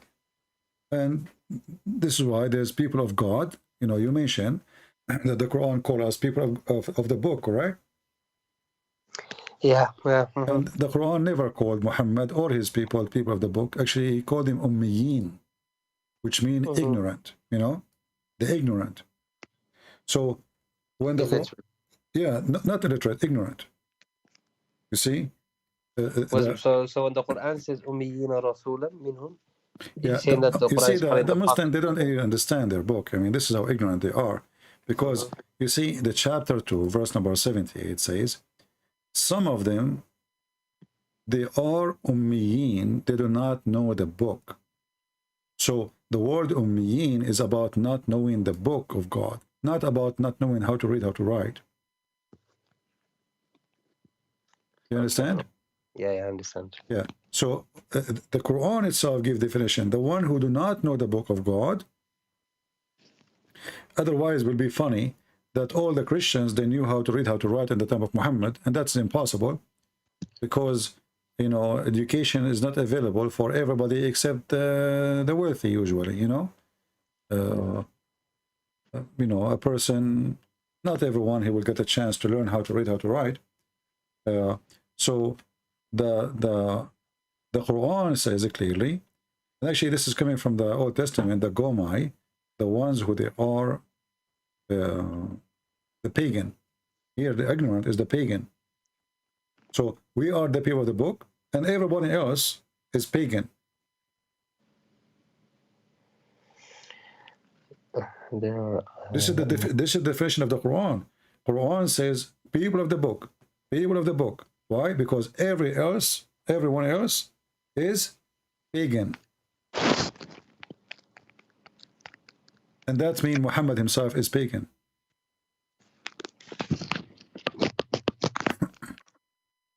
Okay. Yeah, I mean, okay. I appreciate your time, and I guess thank you. So what do you think? You know, what do you think? You want to be Christian or what now? As long as you decide to leave Islam, what is left? To be a what? Sorry, a Christian? Yeah. I don't think I'm allowed to be a Christian, you know. Why are you not allowed? Look, actually, Islam is actually pretty racist. You know this? Pretty racist, for sure. It's a white supremacist Arab cult. Okay, and I'm not white.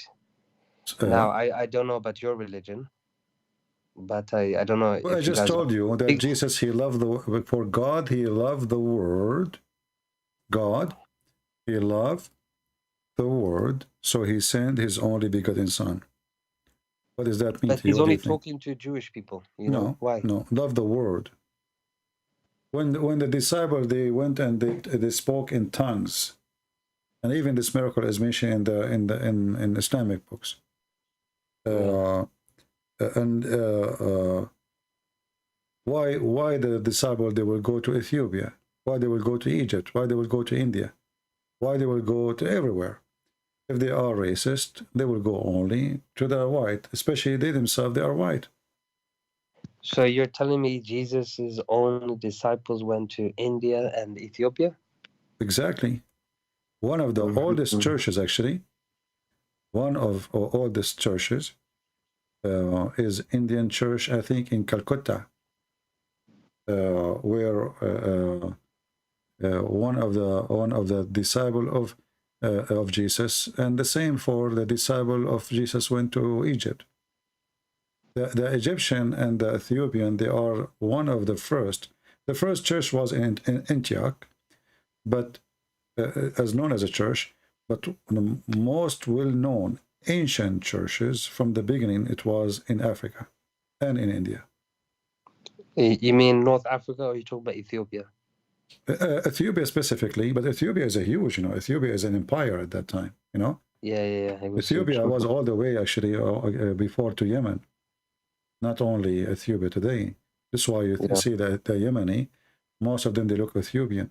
And if you go to the Bible too, if you go to Galatians chapter 3, verse number 28, it says, there is neither Jew or a Greek,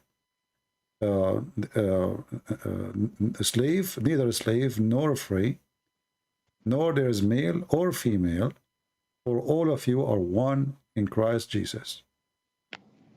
So the Bible makes it so clear that in Christ there's no ethnic, there's no slave, there's no free, there's no Hebrew, there's no Greek.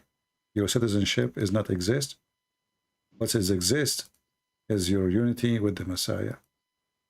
And this is in the Bible.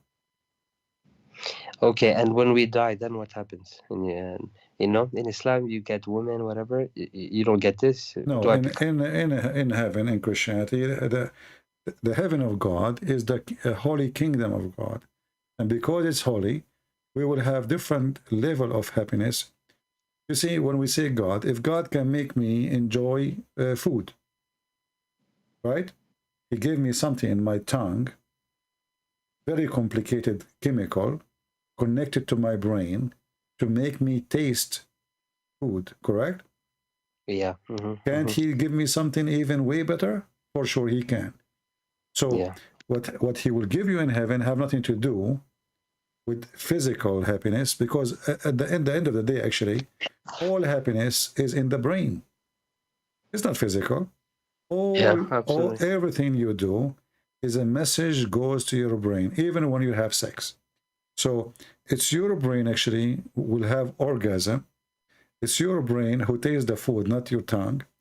It's your brain who feel the sadness and make your tears come, or your brain will make you cry again from happiness. It is the brain.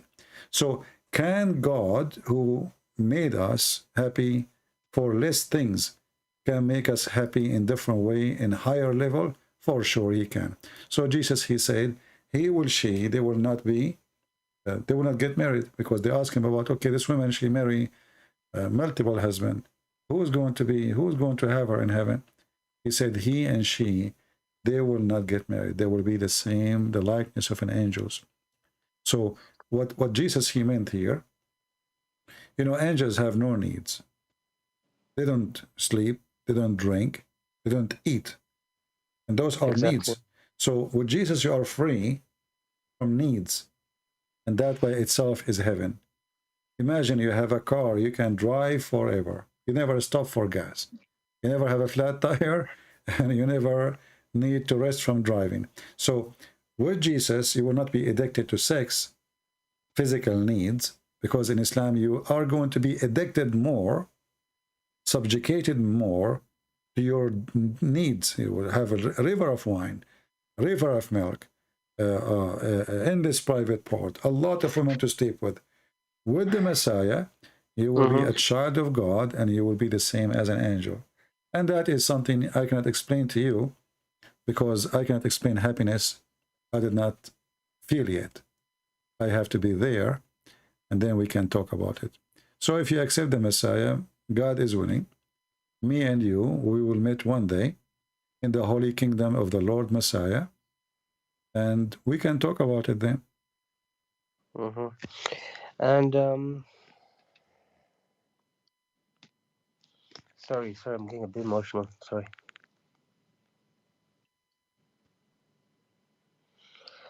Okay, right.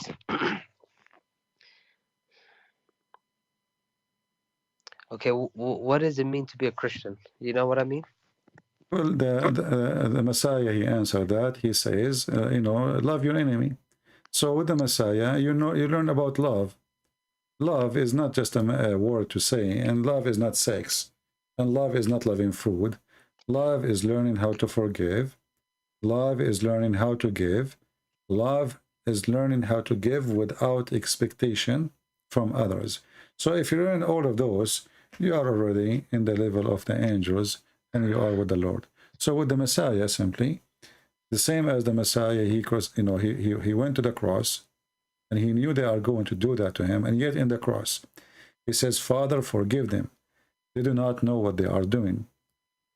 If you can reach a little bit of that point, then you will learn what love is. He loved them to the point he asked for forgiveness for them, even though they are crucifying him. So if you look at this and you learn from this story, you learn that even when you are crucified, you shall not bow down to hatred, and you shall not be a soldier of hate. You should be a person who forgive. This is why when they ask the Lord how we pray, he says, pray like this, our Father art of heaven. And then right away where you see, he says, ask, you know, forgive to us, the same as we forgive to others. So in Christianity, you learn right away that if you love, you forgive, and if you forgive, you will be forgiven. And this is the book, and this is God.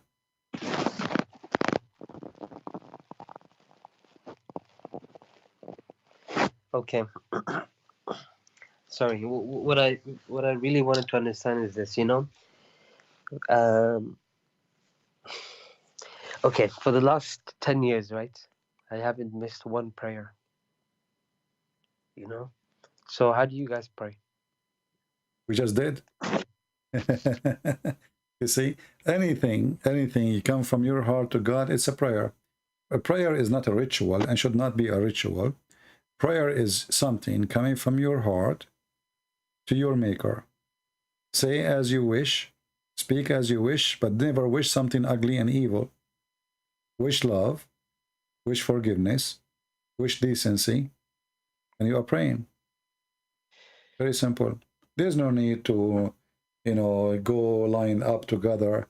But we can, like in the church, we gather and we pray and we, you know, we sing to the Lord too. But the prayer, Jesus, he says, you go to your closet and pray to your Father. Why he is saying go to your closet? Because he don't want hypocrites. And he said to us, don't be like the hypocrite who pray in the corners. That's what we do. And this is what the Muslims do, exactly. So do not be like the hypocrite who pray in the corners. And by teaching us that, or he ordered that actually, because we have to follow or we have to reject. By saying that, he forbid us from being hypocrite, and that destroy the way of many people who take advantage of showing themselves as they are holy or good men or good women. So they start, you know, I start speaking about how they give donations. So he said, if you give with your right hand, don't let your left hand. And actually, Muhammad, he stole that from Jesus too. So when you give, you don't tell. When you pray, you don't tell. And he said, even when you fast, you know, wet your lips so nobody will know that you are fasting, because this is not their business. What do you mean? What do you mean? Like keep your lips wet, like, you know, if you fast, like, I mean, don't show off like we do, right? Yeah, don't go around and say, hey, I'm fasting, I'm tired, don't talk to me. When you fast, nobody should know about it. Wash your face, Huh?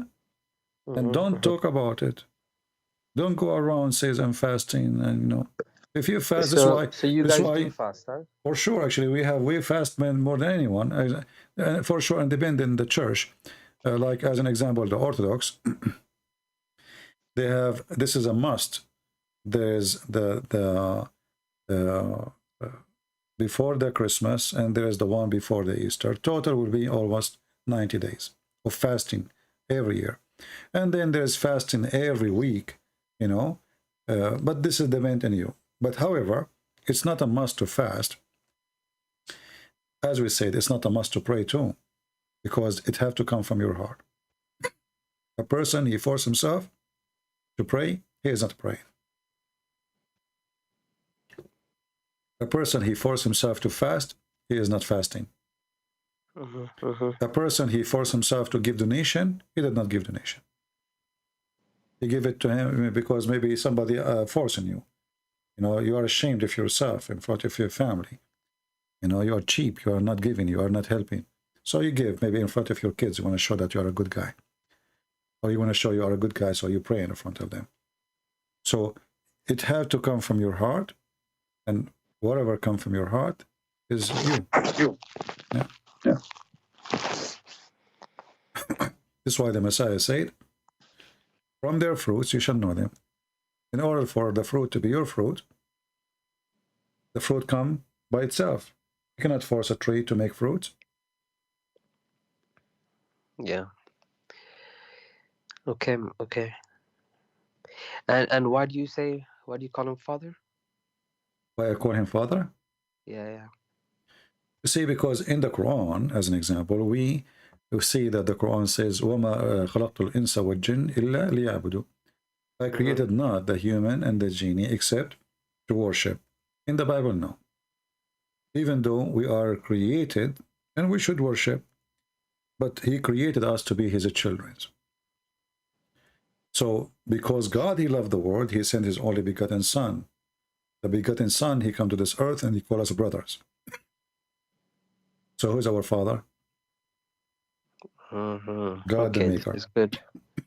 Yeah. So, I forgive. So that means when I pray, for example, it says here, I'm sure you know this anyways, Matthew 6:9-13, you know, it says, this then how you should pray. You know, when he said like, our Father in heaven. Yeah, that's what I'm saying to you. I would say the same as well, or I would say our God. You can say the same, you know, if you like. You know, the reason that prayer, he's just telling them what is included in your prayer. It's not about exactly you say the same, but you can pray the same. But it's what is included in your prayer. Like asking for forgiveness, and at the same time you forgive. And I can do this in my language, correct? In any language. Yeah, okay, this is good. This is good. God, he understands any language. He is God, you know? Okay, now, very simply, you know, I need to obviously go back, read the Bible again, you know? It's a big book, but I can do it again, no problem. But my question is this, my friend. Okay. In Islam, you know, it's kind of simple, right, in a way. You have instructions, and then you follow them. Okay? And in a way, it makes you a slave. You know what I mean? But sometimes being a slave is easier to understand life. Not that's better.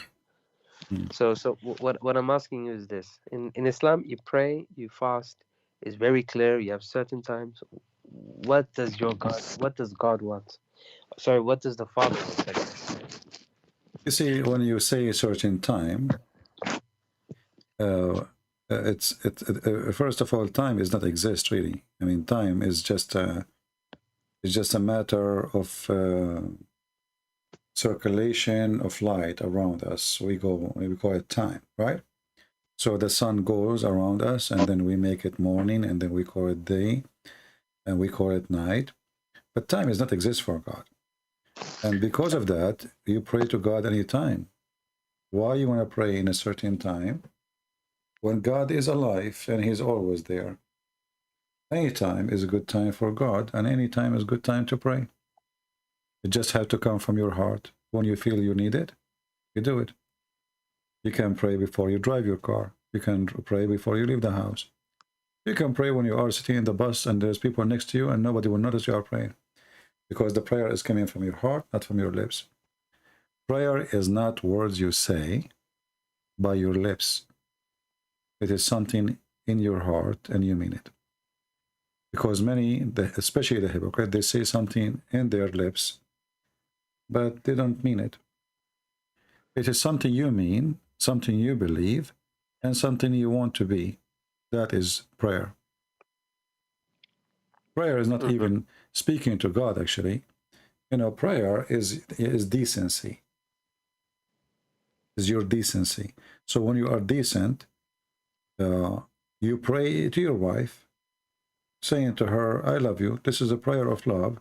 It doesn't mean you worship her. But when you pray to the Lord, you know, you are giving, keeping in touch with your Maker, let us say. Like if you have a father and you did not call him for a year, and one day because you need him, you call him. Your father, he will say, well, now you come to me because you need me, because you need money. What you need? Why you are calling? What happened? Something fishy about you. Because you need him now, you are calling. Many people, they do that. They forget about God as long as they are healthy, they are wealthy, they are young. And the second they collapse, suddenly they say, God, forgive me, God, help me, God. Oh, God, please, you know, God. So as long as they are fine, God does not exist. The second they are in the ground, collapsing, sick or poor, or they don't have money, or they lost their family, something bad happened, suddenly they start asking God for help. So don't be one of those. Pray to the Lord so you can be a child who always remember his father, and the father always, he welcome your remembrance. Okay, okay. This is what prayer is. Prayer is to be in touch with your Maker. It's not a word you say. It's a feeling you live. It's like you are in love with a person who you believe he is your provider, he is your protector. He will do anything to save you. He loves you. You know? How you can return love? You return love by love. Okay.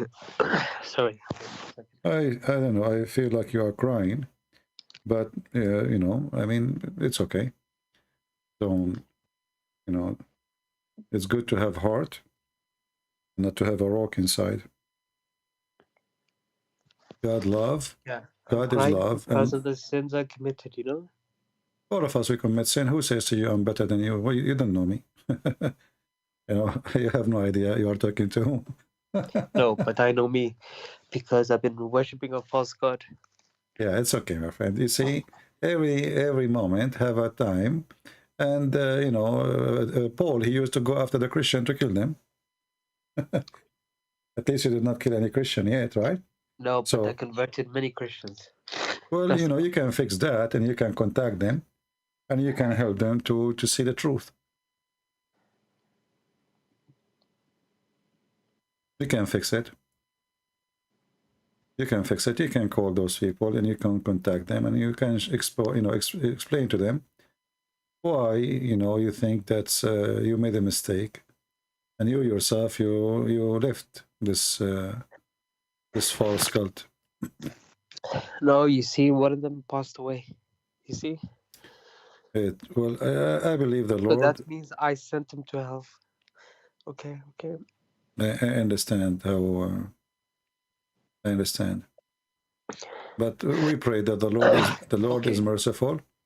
We pray that the Lord is merciful, and He know that by your heart, you know. Now you do not know that it was wrong. When you did it, you thought it is the right thing. And I think at the end of the day, I think you did not convert him to Islam. I think he converted to Islam because he chose to leave Jesus. Okay. I guess so. Thank you, CP. So do you accept the Messiah as your Lord? Yeah. I mean to that. I mean. You know, I saw a message previously from you, and that made me confused, because before I felt like you became a Christian, you know, and looked like you were still questioning, right? So let me tell you what happened, okay? Yeah. We spoke. Then I went to my local masjid. I spoke to many different people, okay? Okay. In the UK. I went to many cities. I spent a lot of money getting people, speaking to them, calling them. I went abroad. I went to Saudi Arabia. I went to the Emirates. I went to Qatar. I went to almost every country in the Middle East to get the answers I needed. But instead, I got people lying to me, asking me, are you a mushrik? Are you being paid? People finding out who I was, trying to question why I'm, trying to get answers. You know what I mean? Mm-hmm. They're becoming very hostile, very defensive. And my questions were very, very simple. You know what I mean? Mm-hmm. It should be easy for these scholars to answer. Yeah. But they didn't. They lied to me. And when I go back and check the references, or I look at your videos I have a notebook. So whenever you say something, I note it down just to verify if you're lying to me. You know what I mean? Mm-hmm. And he's there. When I question these imams, they always say, "Oh, it's da'if." It's okay. This one is authentic, but it's been abrogated. They always come up with the most extreme scenarios, and I'm not ignorant in Islam. I've studied it for 5 years as well. I can tell. I also memorized the Quran, so I don't know. It's a big problem. Okay, see, But anyways, yeah, it's go the ahead. past now, right? It's the past. Now I have to read the Bible.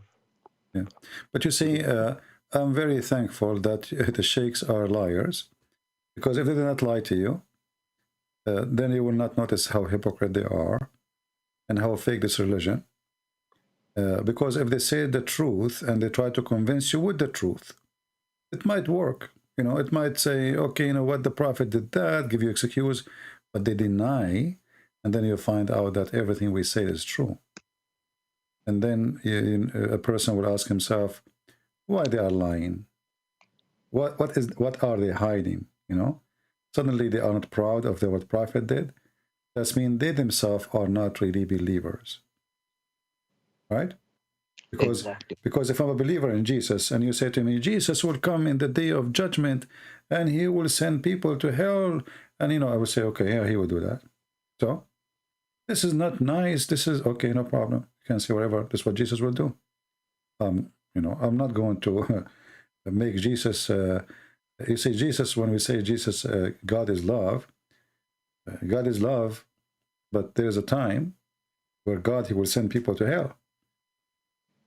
The opportunity of love is over because you rejected him. It's your fault. So I will not be ashamed of my Lord because somebody think that he did something is not right. This is his opinion. For me, I am proud of him and I'm a follower.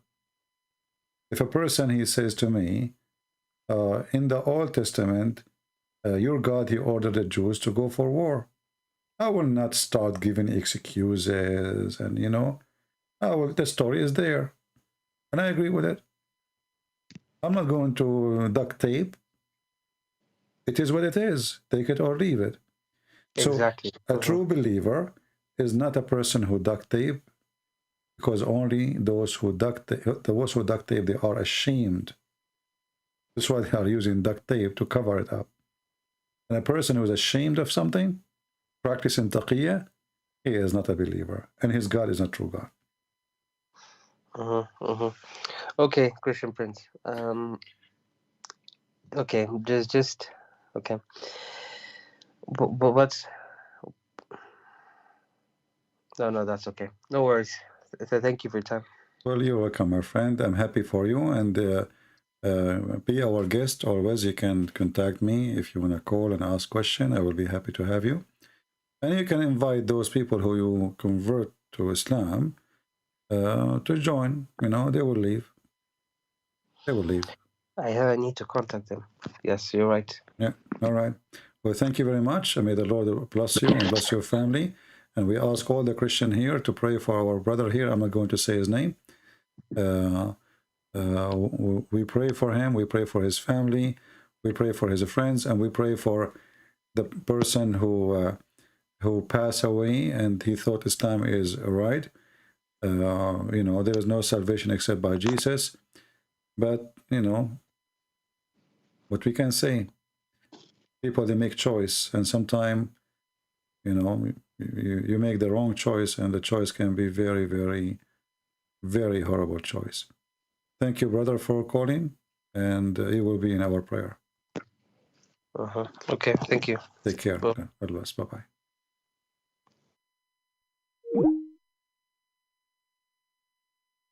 All right. Actually, I lost my voice. And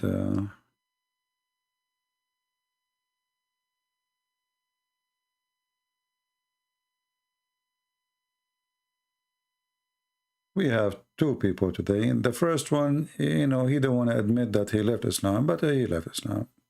The second one is smart. He studied Islam very well.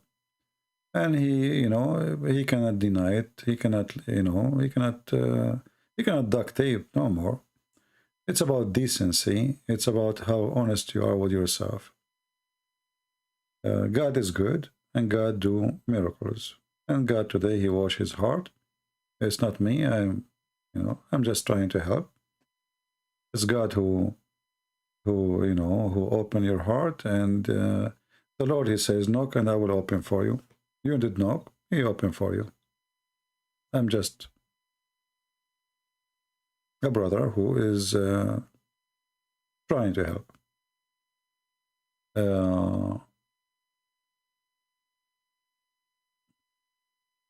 The first one, Moonlight, I don't know who is he, I don't care. Anyway, I mean, he is fine, the first one, but he, you know, some people, they try to, you know, they don't want to, I don't know, maybe he don't want to be in trouble because he is going to leave Islam, but obviously he left Islam already. He laughed at the Quran, he laughed at Muhammad, he laughed at his stories, and yet he didn't want to say, I left Islam, you left Islam. Is it still here? All right.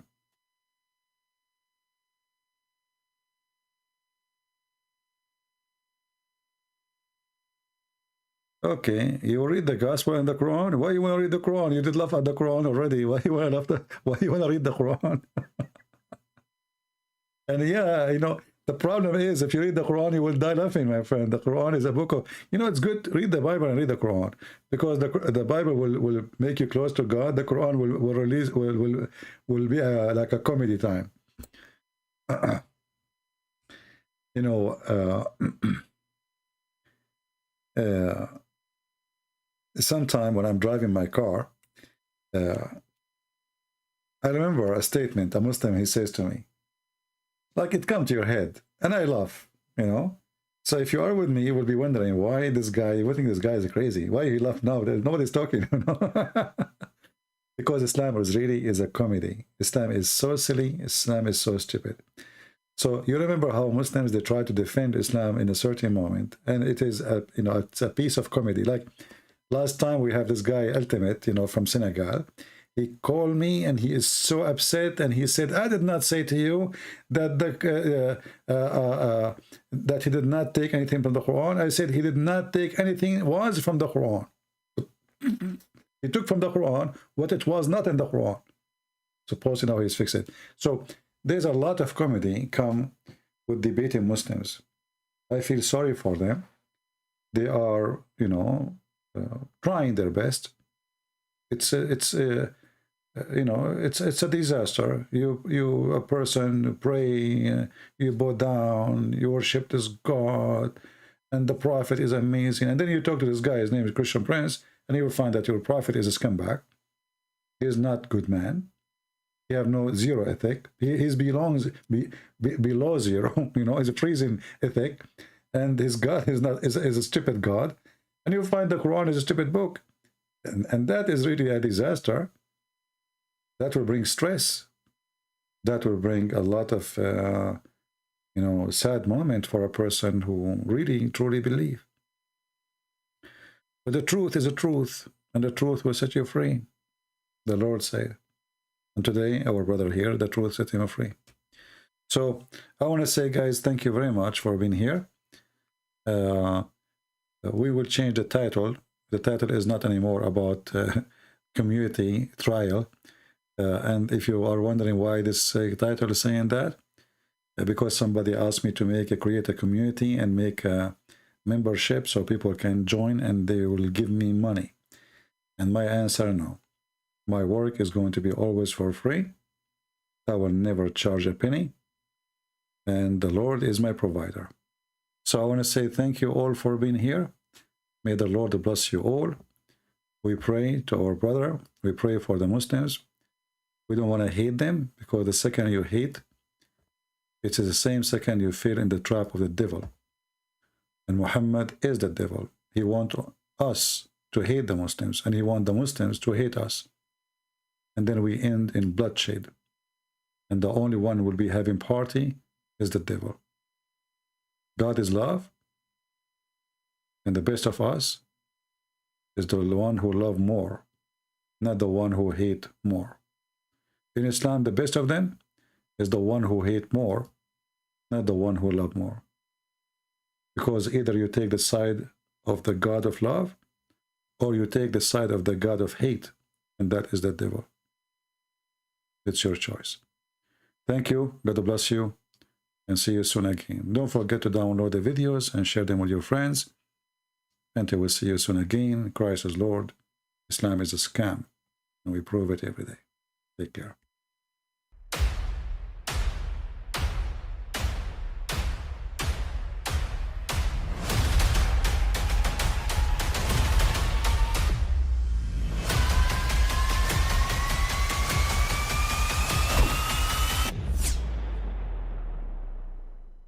But I mean, again, he doesn't know who Gabriel is, right? Because he didn't come from an Abrahamic faith. The people of Mecca were pagan. The Quran is mentioned, if this book was from other than God, they would have found in it many contradictions. If a book is without contradictions, that has no bearing on whether it comes from God or not. I've had phone books that are inerrant, but I certainly don't think God gave them. That we believe without understanding. The brother asked a very important question, that most of the scholars say that listening to music, watching movies, and most of the television programs, they're haram. So how can we have fun? Let me tell you, brother, at the outset, that having fun is permitted in Islam as long as the fun is halal fun. That the standard narrative has holes in it. The Prophet tells us because Satan or the devil sleeps over our nostrils. Those who oversleep and not pray Fajr on time, Satan urinates in their ears. I really do think Jesus was crucified and that he really was dead and buried. He thought that he was a son of God in the sense that he was specially chosen by God. I think Jesus really did think he was going to be the Messiah, the future king of Israel. I mean, that is, after all, why they crucified him.